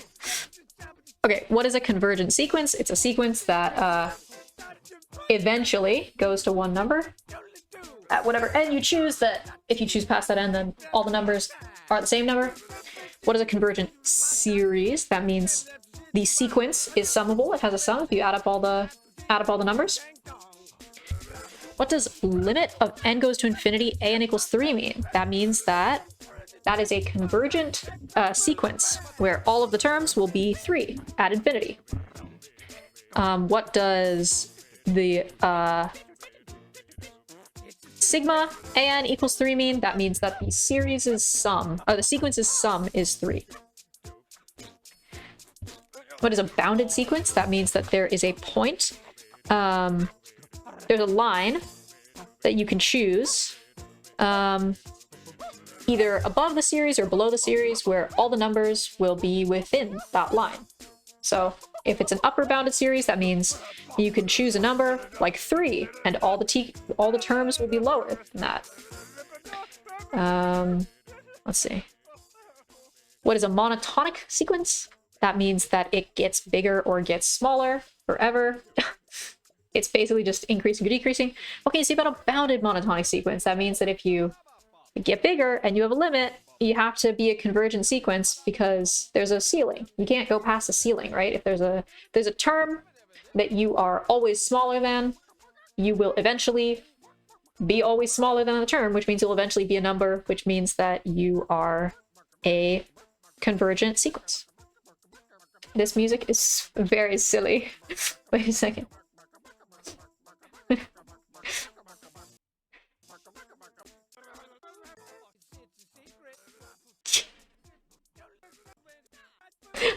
nicest song!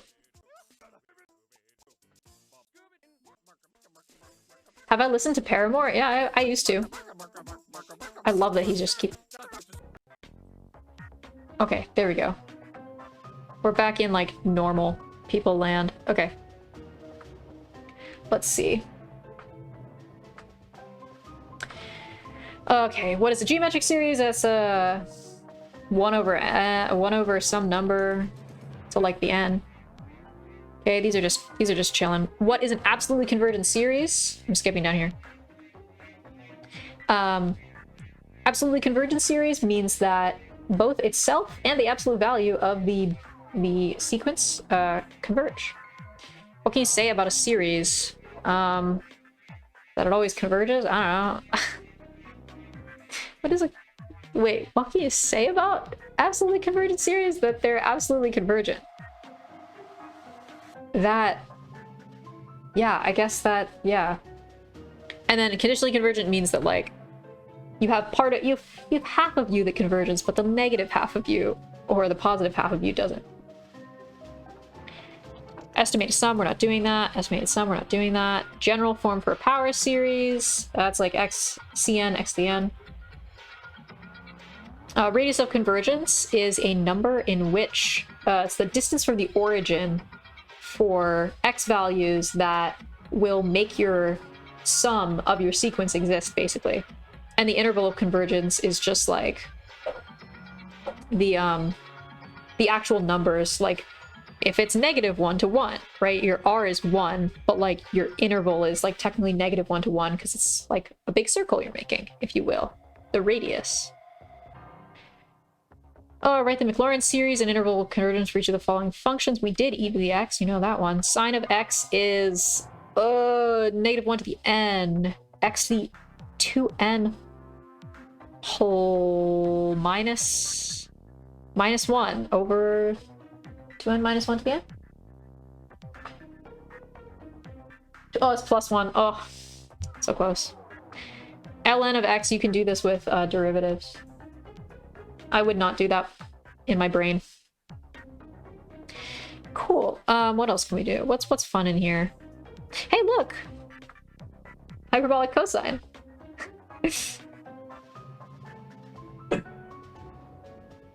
Can I... Wait, me? Why are you adding egg? My Chinese is... Okay. 所以如果你有很多号，然后你要加逗号，然后好，等一下，你有很多号 in a line. No, it's not. It's so hard to explain. Yeah, I don't think I could do that. I don't think I could do that. How do I even, like, okay. Like, a sequence is just like, is basically just like a group of numbers that are in an order. Like a series is like, you just add them up. I mean, that's all it is. You just add up a sequence. I don't know how to say sequence in Chinese. Okay, these are just chilling. That's it. I think we did it, chat. I think we won. I think we won series and sequences. Okay, before we end, I do want to do a little bit of what is Taylor series in Chinese? I'm assuming it would be called the power series. Wait, let me see what it's called. Power series.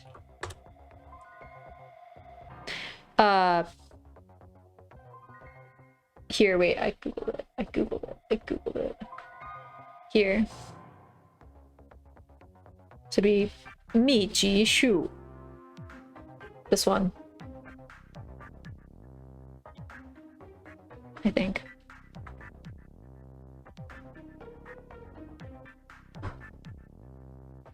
I'm not entirely sure. Don't quote me on that. I feel like math terms, like, that's one of the reasons why I don't even know how to pronounce it.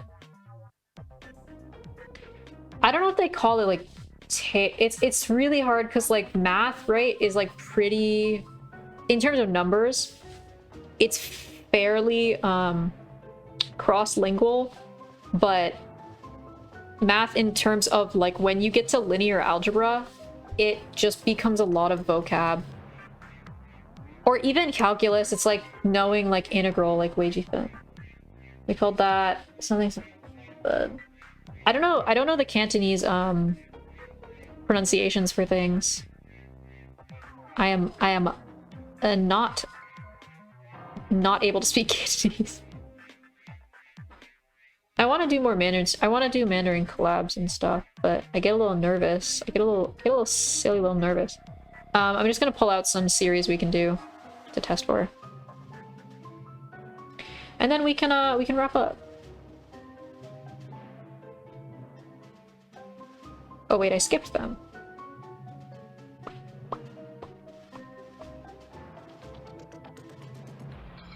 Oh, here we go. Here we go. Okay. Let's do... what should we do? Tan of one of our... And he is... Oh, like it's funny that... Well, I don't know. Actually, I know some people... The people that I knew who wanted to learn Chinese... some people just wanted to learn it because like their relatives spoke it, and so that's why they wanted to learn Cantonese. I personally don't really have a preference, although I do want to learn traditional characters because I learned simplified, and I think the case for learning traditional characters is very valid. I mean, writing traditional characters is a different thing, but I don't handwrite it. It's not worth it.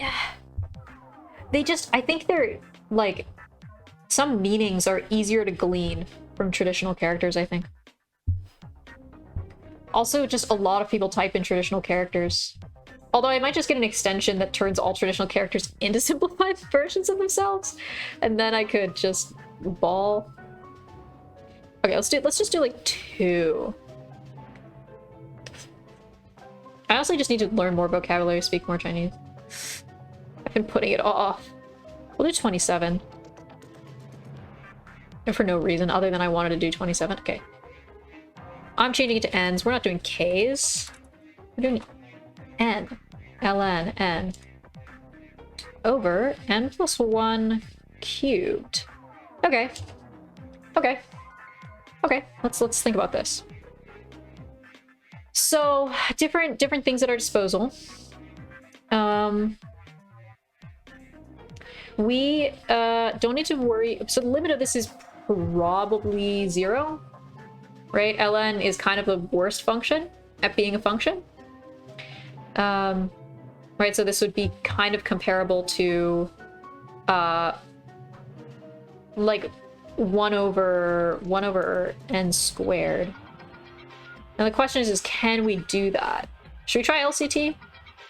It's usually LCT. I could try a ratio, but I don't really know if I need to do a ratio for this.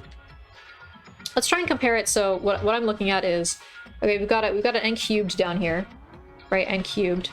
We've got an n up here, so let's try 1 over n, which is a convergent series. So we either want a limit equals 1, or we want equals 0. We don't want this limit to be infinity. So we're gonna do this. Limit of n ln n over n plus 1 cubed times n squared. So this gets us limit of ln of n. Limit of ln of n, which is going to go to infinity. Ugh. I don't like that. Because that means that this is bigger. This term is bigger than this, and that's a convergent series. So let's try 1 over n for a divergent series. This will give us n squared ln n over n plus 1 cubed equals 0, which means that this term is bigger. Okay, that also didn't do anything. Okay, so if we tried two things here, then we might not be able to get something with the limit comparison test out of it. We can try maybe a little ratio. So this is LCT conv, this is LCT divergent. Let's try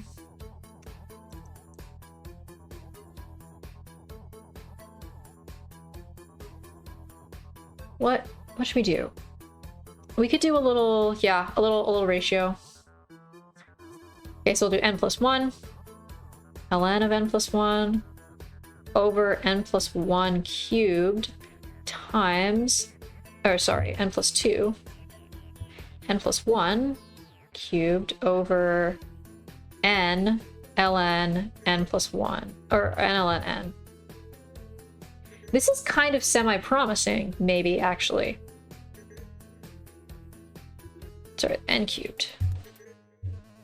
No, n plus 1 cubed. So, in this case, these n's are all going to... So this is a 3 up here.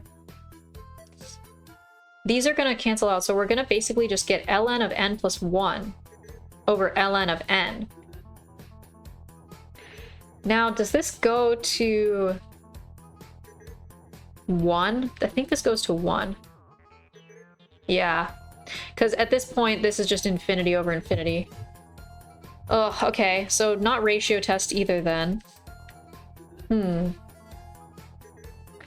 else can we do?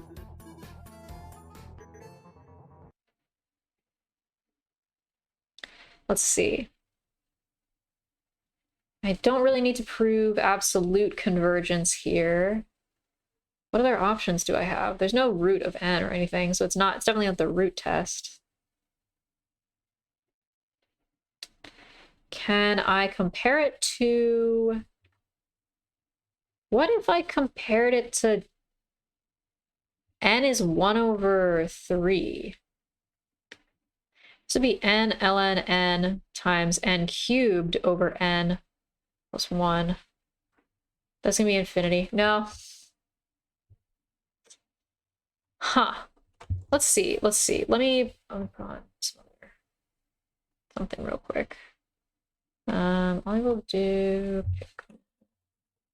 Let's see.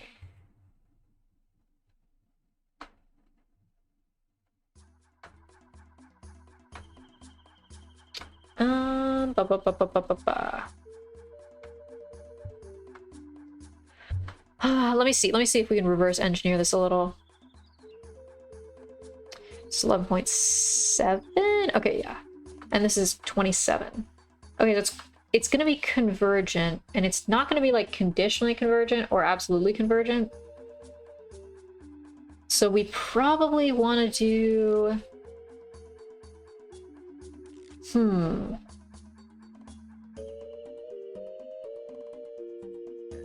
Well, let's see, like, if we... Okay, let me rewrite this. If we, like, kind of get rid of this, this is going to be, like... ln n over, you know, n cubed. This will be ln n over n squared. And then, yeah, I mean, the obvious thing is to, like, compare it to n squared. Wait, if I compare it to n squared... Yeah. I don't know what this is.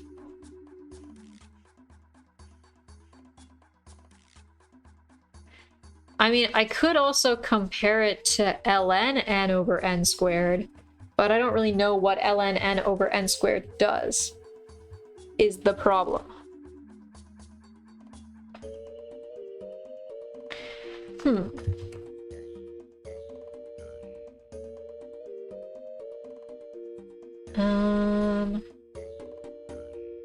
Oh, maybe it's geometric? Maybe? No. No. There's no to the n.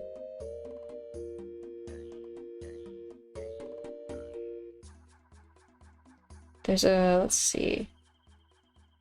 Yeah, it's a, normally you just do a P series, but like, you can't really get the ln of n there. Let me see. Let's see, what, this is Calculus by James Stewart, 11.7 answers.